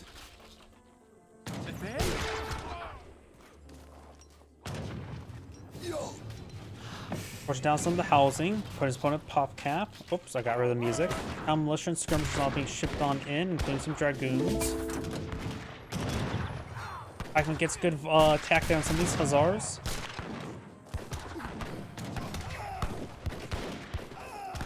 And now the hussars do manage to collapse on in on those skirmishers. More hussars have been flown in. Luke can just take out the pikemen and the hussars can reign supreme. Almost all the pikemen are down. Hussars engage in multiple angles, unable to save all of his light infantry. Gets completely surrounded there. And blue has now a sizable army at red's doorstep. Going for blueberries. Dragoons. Going for a large number of dragoons right now. Cavalry's only do bonus damage versus heavy cavalry at range, not light cavalry, but they do have high attack speed nonetheless. French villagers embracing the Second Amendment. They do have 11 damage at the moment. He does have more health onto them as well.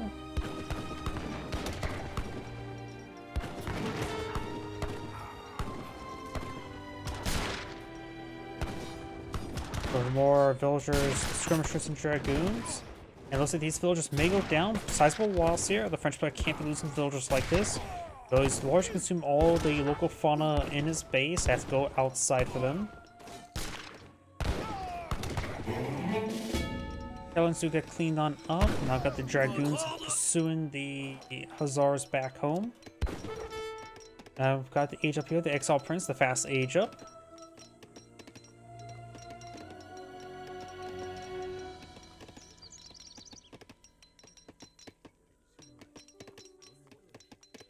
Dragoons moving around.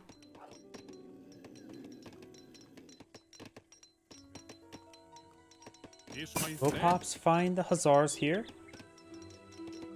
They will not find them.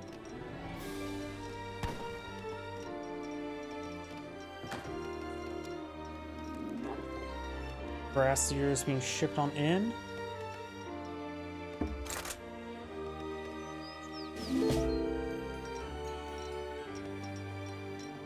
29 villagers versus 28 with a number of torps in the field. It is 12.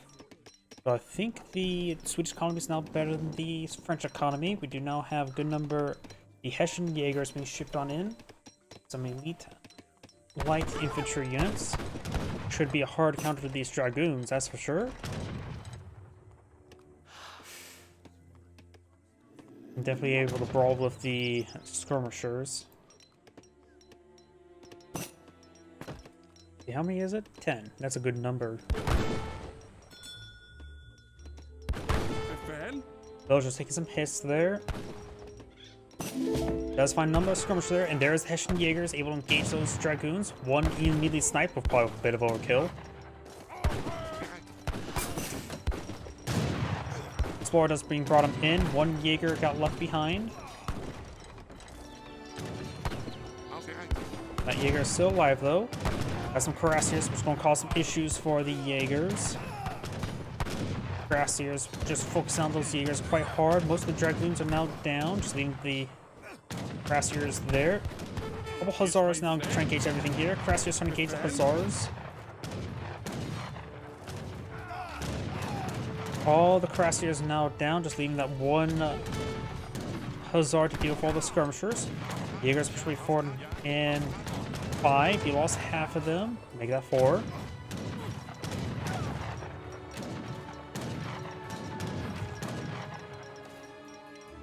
Blue has held. Also has a couple crossbows still here. Small force by blue, going for some Halka pelts. Halka pellets, or however you pronounce their name. Light cavalry with reduced range.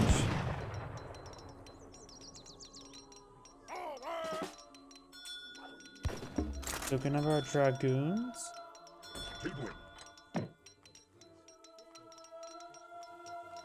Average cartridge now being researched by the Swedish player. Now we got the Falconet shipment as well for the French, which may not be that useful as opponents starting to get more and more of the light cavalry. He is also manually deploying out some Jaegers, getting some zone light infantry.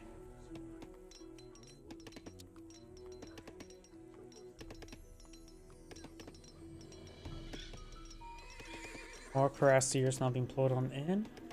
Villagers migrating over here. Coin mine still has a full 2,000 coins, so this one has not been touched by the torps. Down south, more villagers.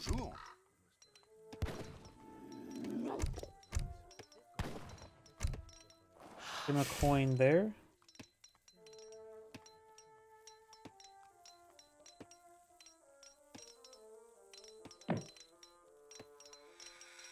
If you really want to, you could try the halberdiers, but against the Gurm Schoons, probably not so much.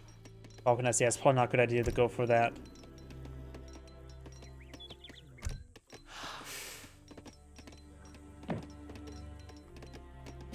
Or you guys being pulled in the field. We got an army of 18 here. Roughly double that for total military population.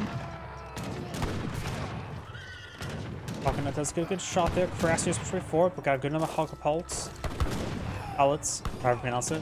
They should be able to deal with the Cuirassiers, no problem. And the Cuirassiers stack up a bit too much, they will get a bit of AoE damage there. Crossbowman does go down, a couple Jaegers remaining. More storms being pulled on the field. Another round of Jaegers being pulled on the field.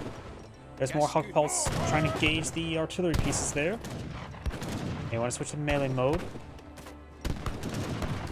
Look, a pretty nasty volley there from the Falconets. Will not take out any of the Falconets there. Here comes the Jaegers. Does get a volley in that Falconet. Takes out one. Took some losses with that. Skirmishers push way forward. He's a little bit more experienced. Maybe the 2 Falconet shipment could be useful right now. Although again, who doesn't want a pair of Falconets at any moment in time?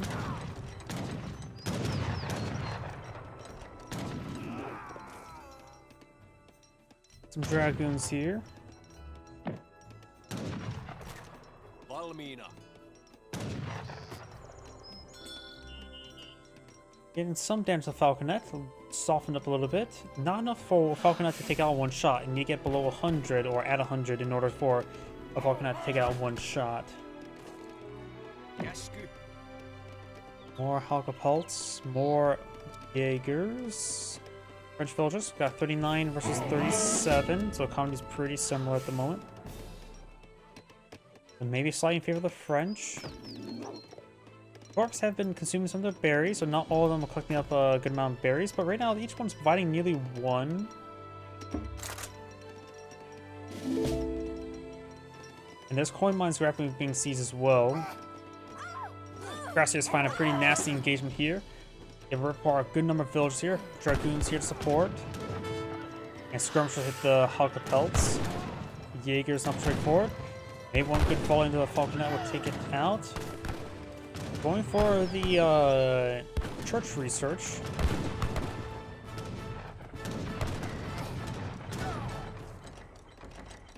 It's good damage there. Looks like a bit of sound bugs starting to appear. Cuirassiers getting cleaned on up there. Dragoon goes down. Dragoon there. Good damage there. Halka pellets charging way forward. They will take out the Falconet. More the light cavalry. Going for hand attack mode.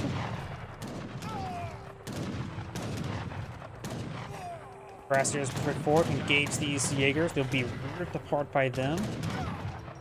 Does do a nice little formation move to get the Haukapels to engage the Cuirassiers. They're in melee right now. And nowhere near enough numbers. We're drawing some fire there. These Jaegers will go down, expensive loss.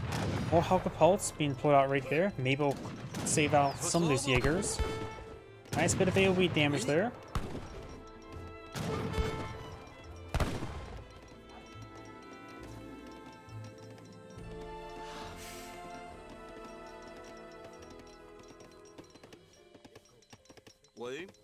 Both sides are quite small right now. 73 population versus 62. We do now have the push of pike research from the church, as well as, is that the counter Jaegers? Or Saxavon Jaegers? Counter Jaegers are Russians. So it now has the Savolax Jaeger, or however you pronounce that. Some villagers may go down here, which is not good. Can't be losing villagers right now. Both players need a slight advantage. Taking out villagers will give them a slight advantage. Seekers do have a slight bit of hit points. 5% more looks like. Multipliers still seem all the same though. Jaeger's trying to go on down there.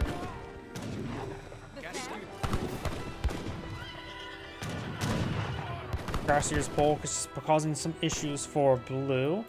But he's starting to fall back. None of these Cuirassiers are quite wounded. Maybe a priest or two would be a good idea to heal them up. Skirmisher is now being researched, going for cavalry combat as well. We now have the copper mines as well. He has his own cavalry attack as well. Cavalry damage at least. And cavalry combat. Ranged cavalry combat.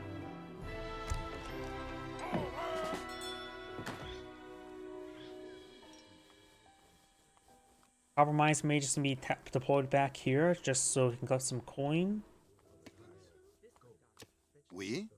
French villagers have cleaned up all the coin here, just giving his torps only food to collect them up, and they have plenty of berries there now.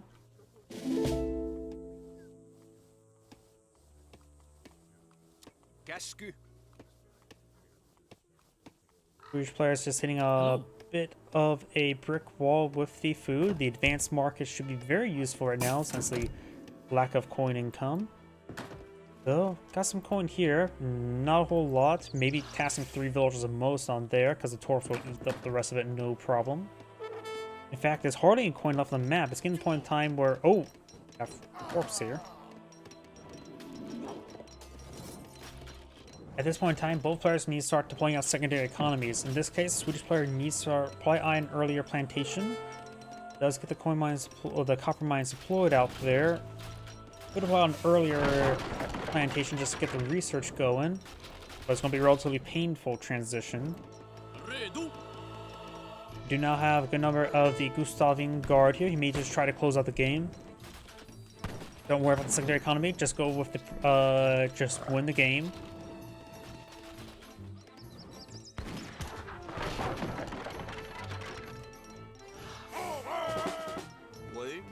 Got a good number of Cuirassiers. We got Cuirassier, Skirmisher. He's not blowing out any Dragoons.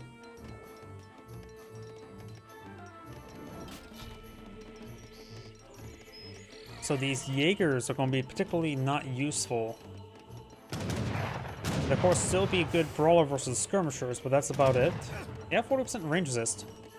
How much range resist did they have before that upgrade? I can't remember. These units push forward. Good number of Hussars managed to collapse on those skirmishers. Very important. Hussars are just generally very useful right now. Heavy cav versus heavy cav. But Cuirassiers do have a bit of AoE damage. Gustavine Guard charge way forward as well. Help deal with the Cuirassiers. If he's able to take out the Cuirassiers, then the Hussars will have free reign over the skirmishers. Haukapels gains some good damage on all these forces.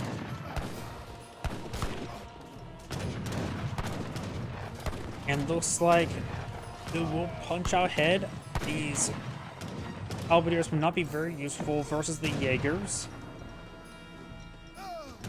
More Hussars just streaming on in. A lot of cavalry for the Swedish player.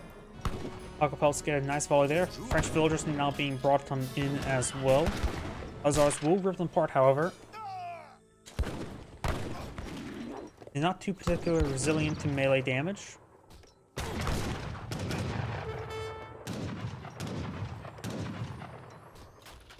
Halberdiers do get cleaned on up.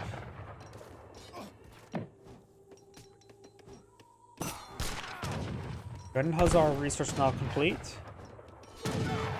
The French player has a lot of food, no coin, and looks like the French player has back to the game. This Angrade saying, thank you for watching, and on to the next replay. I think I only have one replay left.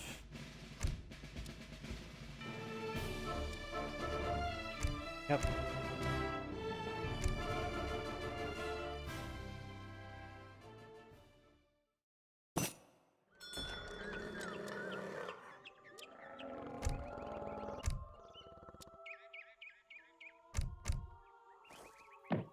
Greetings everyone, Angrade here for another Age of Empires 3 replay. As well on bottom left side as the blue Germans, we got Grace Scythe 11. As well on top right side as the red Hausa, we got Vic Cleaves. When it comes to natives and map, we do have the Tupi settlement to give you access to the Tupli Blackwood Archer. Doesn't one of these also improve? Yep, you can see here, archer damage. This should be pretty useful for Hausua, for the Fulani archers. So this may be a pretty good map for the Hausa. What else is here? Building cost less, nothing there.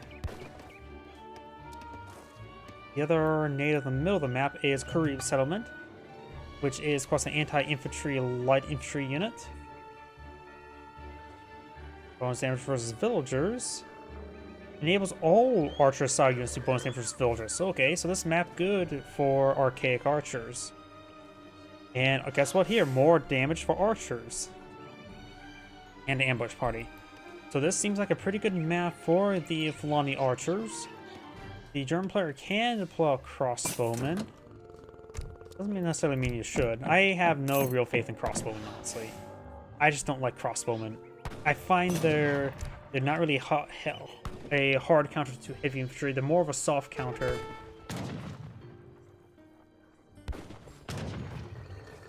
Almost equal to a musketeer, honestly, when fighting against a musketeer. Alligators being hacked apart there.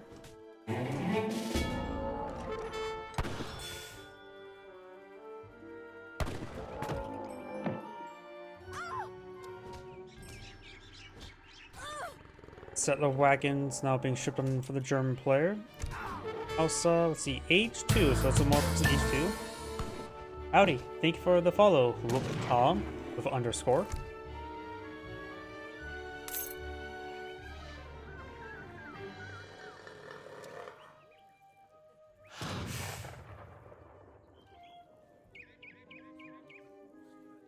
Yeah.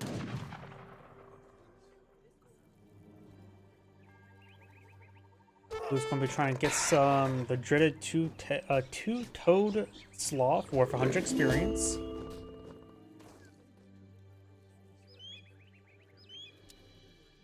Has aged up, starting to age up just yet. Looks like the house will get a close, faster age up. You can see all this food here. The German player did find quite a bit of coin right now when it comes to his treasures.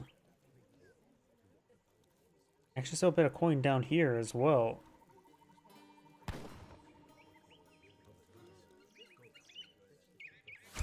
Shipment available. Of course, going to save for the next age versus Hausa. So he has a counter deck in mind to counter them. He also has age 3 Doppelin soldiers card as well. That's a pretty rare card. Cavalry combat, a large number of cavalry combat, so it's probably gonna go for war wagon skirmishers, which is pretty much standard versus everybody, I'm guessing. We also got infinite Highland mercenary army, give you Highlanders, Swiss pikemen, blah, I can't speak right now, and Harker bruisers. Yeah, he also has an H4 Doppelin soldier card. That's interesting.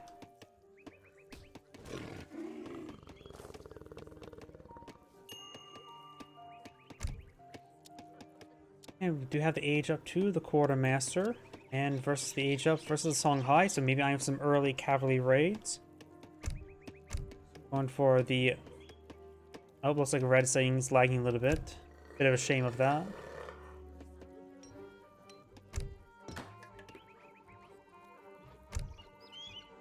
Let's see. Got the Flying Archers, Raiders, hand cavalry hit points. Annis and Mina, Spice Trade, Alcina's Warriors. Which is actually an outlaw unit, interesting. Raiders now available. Oh yeah, and also they cost coin rather than influence. I'm just used to shipments for the Hausa of cost influence. Trading post being established both sides for blue. War camp here. Going for a manual deployment of 5 raiders. You can try to mix it with the big button here, get a rush of 10 raiders. Oh, there's a lot of capybara on this map, isn't there?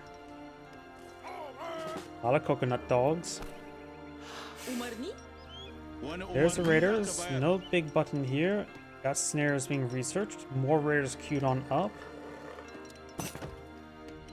Got now the settler wagon shipment as well. Also those 2 Ulans. Going also for the coin and 2 Ulans.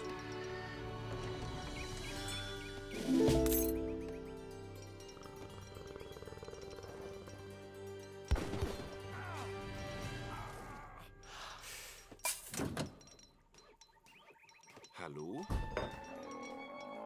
He is also manning deploying out a outpost. Going for coin. Also going to try to go for a faster fortress. A large amount of raiders, pikemen, and dolphin soldiers, of course, can be useful against them. 3 Ulans never hurt. Shipment available for the German. Aufgabe?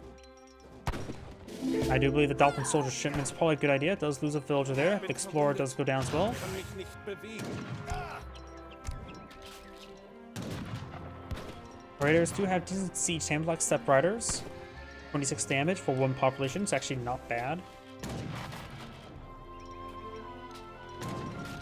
Auftrag? Ja.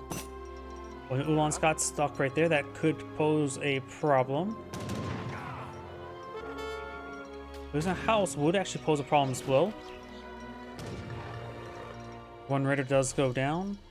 German player is now a pop cap, but if he's going for a fast fortress, that's fine enough. It just forces opponent not to blow up 1 additional villager.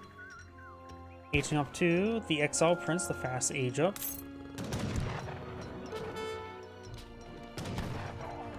I'm not sure what he should probably go for.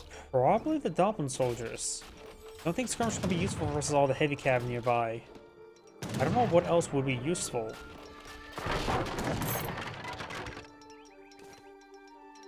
Settler wagons and collect a coin while the town center is partially garrisoned. Es Got geht some mir Fulani besser. archers there.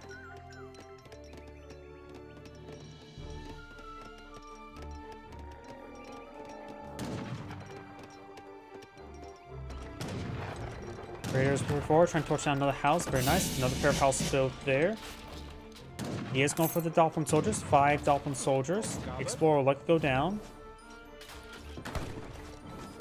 He at least got this queued up before the house goes down. He's already a pop cap thanks to it. Now he's going to be super pop capped.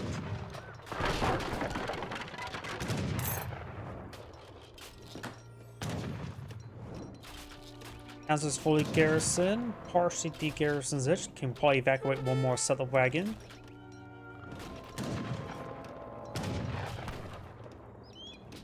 But they have some more of the delicious capybara. I wonder how a capybara tastes.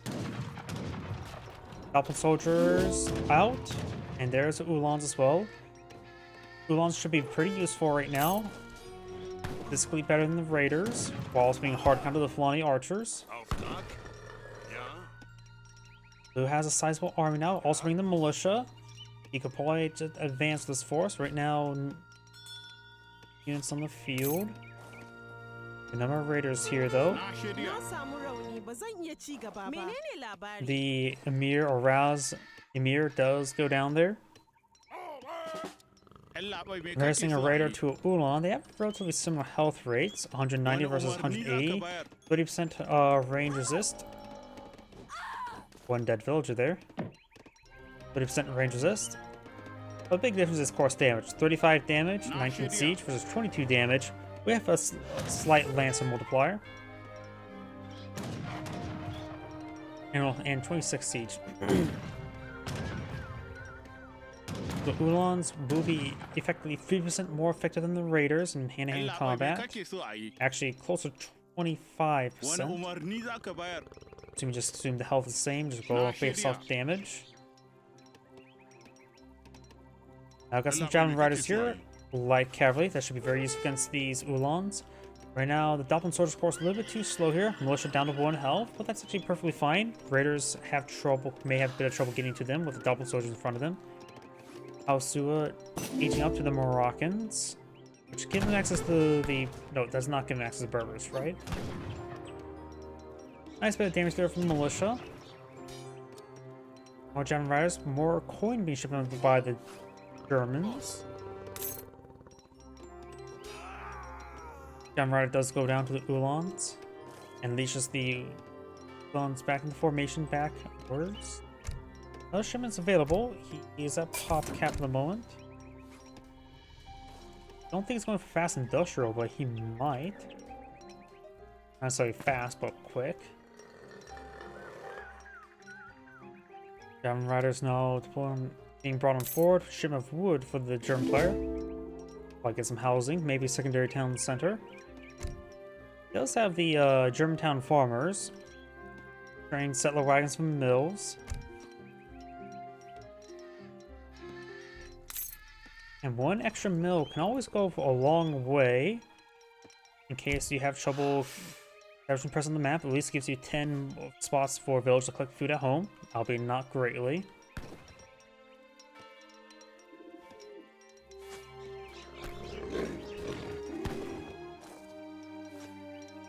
Though we do have still quite a bit of berries back home, and capybara are so plentiful.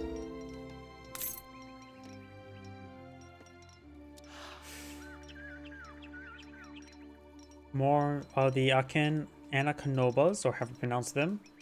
Musketeers with a little bit lower damage with 1 AoE. Also, slightly higher health. Shipment available. A lot of things you can go for. What's this card here? Rajadi Emirate, 4 Raiders, 3 Liffin Knights, and also makes their upgrades cheaper and research faster. Not bad. Settler wagons taking severe damage.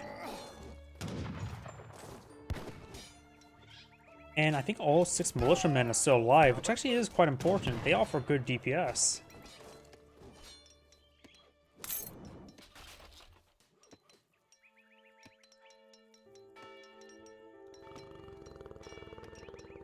There's H4. He's going for the Tycoon, but we'll give him, what, 1,000 coin rebate? We also got the Amalgamation Research.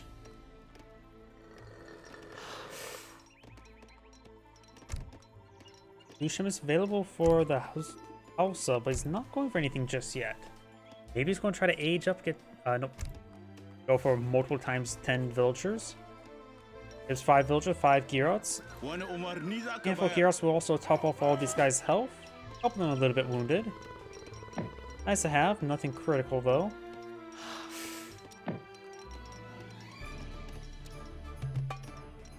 More villagers, livestock market is almost recovered.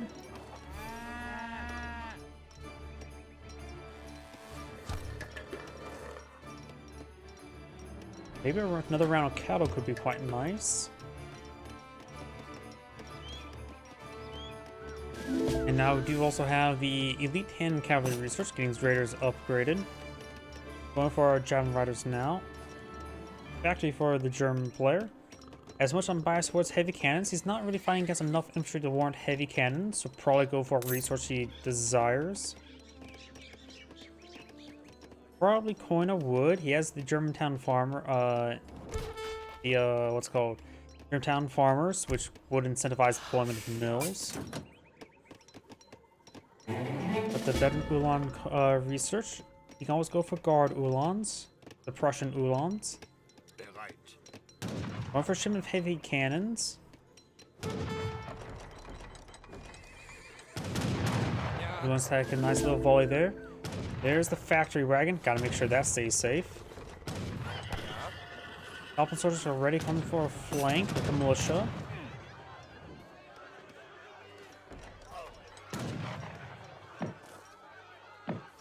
More Patriotism is going for that card, or battery research. We'll give him 2,000 experience. One, maybe two shipments. Two shipments. Barely. Bereit. Good numbers. Units are actually quite wounded. No, that's just the militia with their 1 health.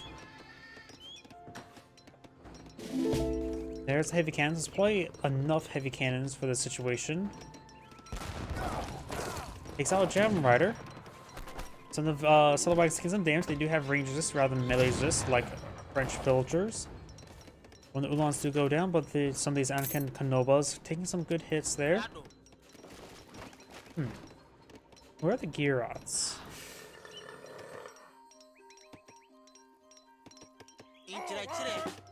He should have a handful of Girots somewhere, unless he canceled that shipment. May have. Na shirya.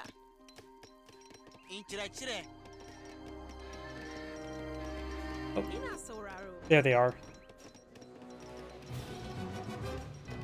Something's under fire. We got this trading post. Elite Raiders do have 32 force damage, which is pretty good. Ina sauraro. Going for shipment 1,000 influence. Selective breeding now research. We also got the elite ranged warriors as well.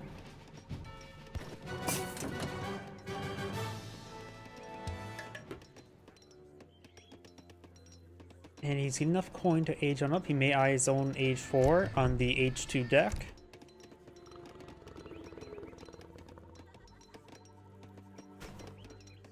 More of these Anakin Kanobas. If I can actually pronounce any name in this game, that would be great. So just veteran Uhlans. Don't see the Prussian Uhlans just yet. He is going for heavy cannons from the factories. Oh, he is deploying more of these guys, so that could warrant the heavy cannons.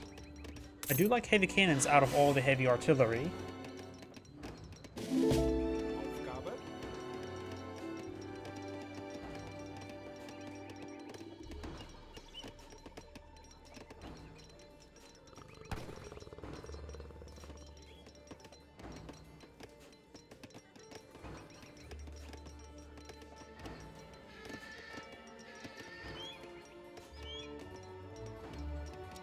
Menene labari? Do not have the imported cannons research.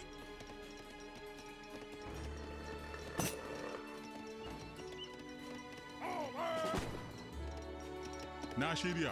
More Gem Riders, so it's going to be one big explosive finale. Got 150 population versus 130. More heavy cannons being brought in. It's also going for some counter artillery to keep his heavy cannons nice and safe. Kills off the local Killy Cat to steal his Petunia that he's going to give to his wife. Other towns that are caught up by the German player. Good hit there on the radar by the heavy cannon. May not do bonus damage to them, but 2 damage is a pretty good hole into a rider. Here it's causing some issues now. Good shot there in the formation, gains good splash damage. I go for more culverins. 3 now on the field. His opponent. Oh. Taking for the follow, Nightshade 89. Commandment. 2 culverins in the field versus 3 culverins. Menene labari?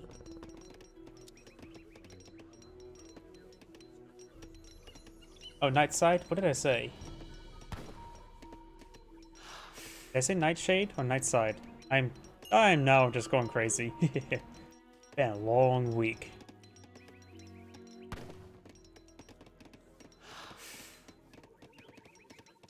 Sorry, I autocomplete in my mind far, far too often.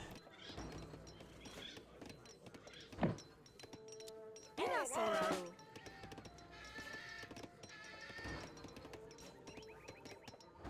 Got a decent number of Dolphin soldiers on the field. That should be very useful versus, versus those raiders. He's not really deployed out any light infantry units, so they should be quite decent in this situation.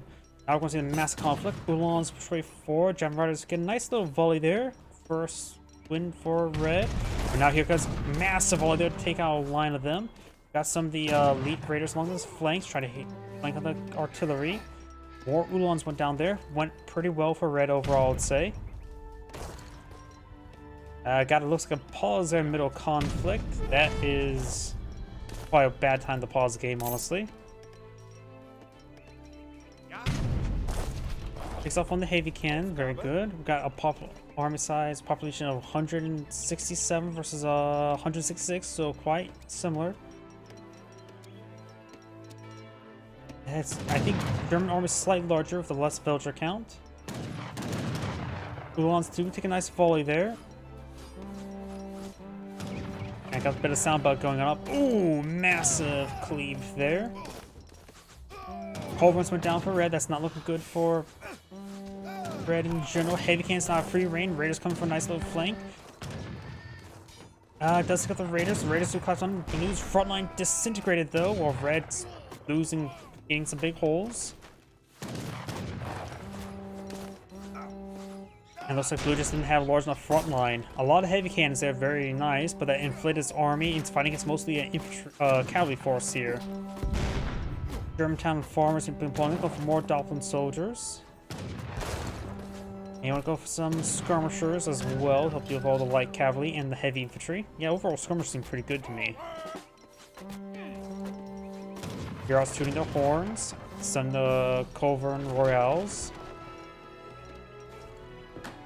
Going for some mills here. Still plenty of fauna on the field, but maybe out of reach.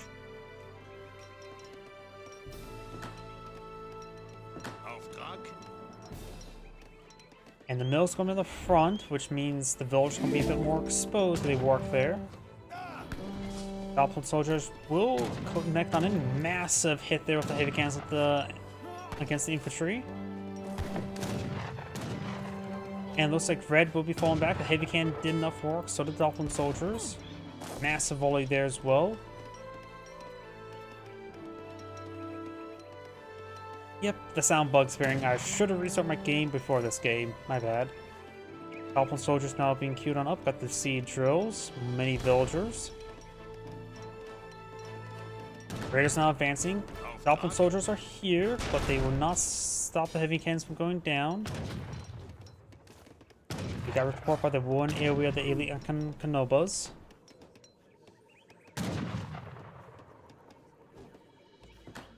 Next pair of heavy cannon being put on the field. Red's not really advancing. More Doppelin soldiers here.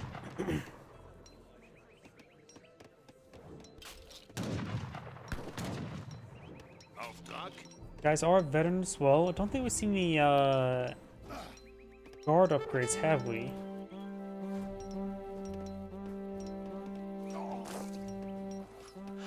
I love how of all the things that get us past the sound bug, it's the Gearauts. You can have to hear them firing or tooting. Good number of villagers there. A little bit idle and a little bit soon to be dead.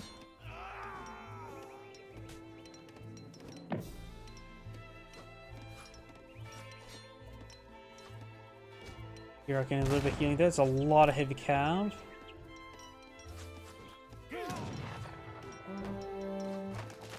We're fine.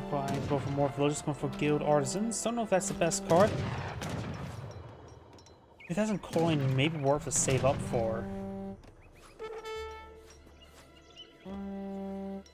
Swiss pikemen will be excellent in this situation, and as well as the Highlanders and the Harkobessers. That is. Isn't that the heavy range cavalry?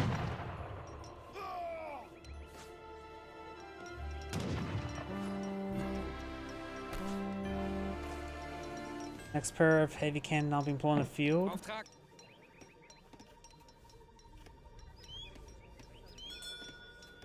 Artificial fertilizers. Red is still able to collect up some natural resources on the map, so his economy is going to be much, much better. They got 36 villagers versus 60. Oh yeah.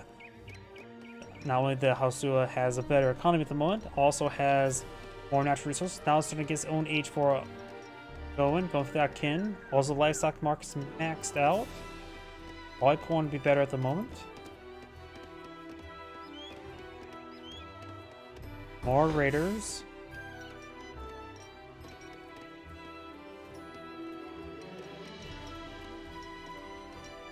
Oh, we do also have the Tupi settlement researched by or claimed by Red. Tribal societies. Going for some culverins. I don't think there's enough artillery on the field to warrant deployment of German culverins right now. And right now, the heavy cannons, they're good, but not good enough versus all the cavalry. So I don't think he really needs to pull out culverins to counter the culverins, because he's not going to be fighting against enough of them. Not to mention, there's not enough targets for the heavy cannons to be useful enough to warrant the culverins to escort them. So he is going for more elite Akan Kanobas.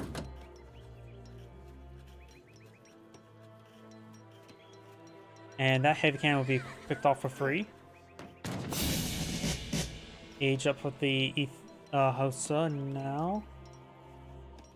Everybody Lenape researching complete, or however you pronounce that.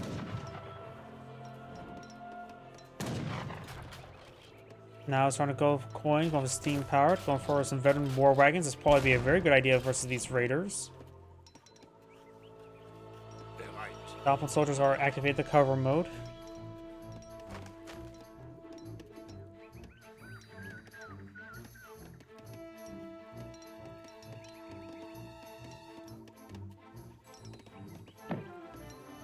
Got some gear out from point of view. Going for a 10 villager card as well. Very nice.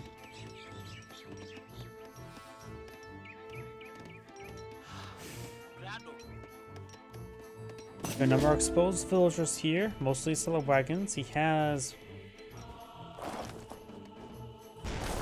20 out of 20 of them on the field. If again's got some decent damage there, but some seller wagons do go down. Elf soldiers, they don't have the increased cover bonuses like pikemen do. If you want another infantry unit other than pikemen to use this formation, believe it or not, Papal Guard from the Italians can also do it as well. But they also have inherent range resist, so they get up to 60% range resist rather than 50%, which is actually incredibly high. War wagons here, but there's probably not enough of them there to gauge all the raiders. Of course, we still got the champion Akan Kanobas. Yeah. Good damage there. Heavy cannons trying to get overran, trying to go for more veteran war wagons. And the German player does back the game. This Angerade saying, thank you for watching, and on to the next replay. So, if I remember correctly as well, that's probably my last replay I have available. Yep. And plus, I can feel my voice starting to go out, so that shall be it for the stream today. So everyone, thank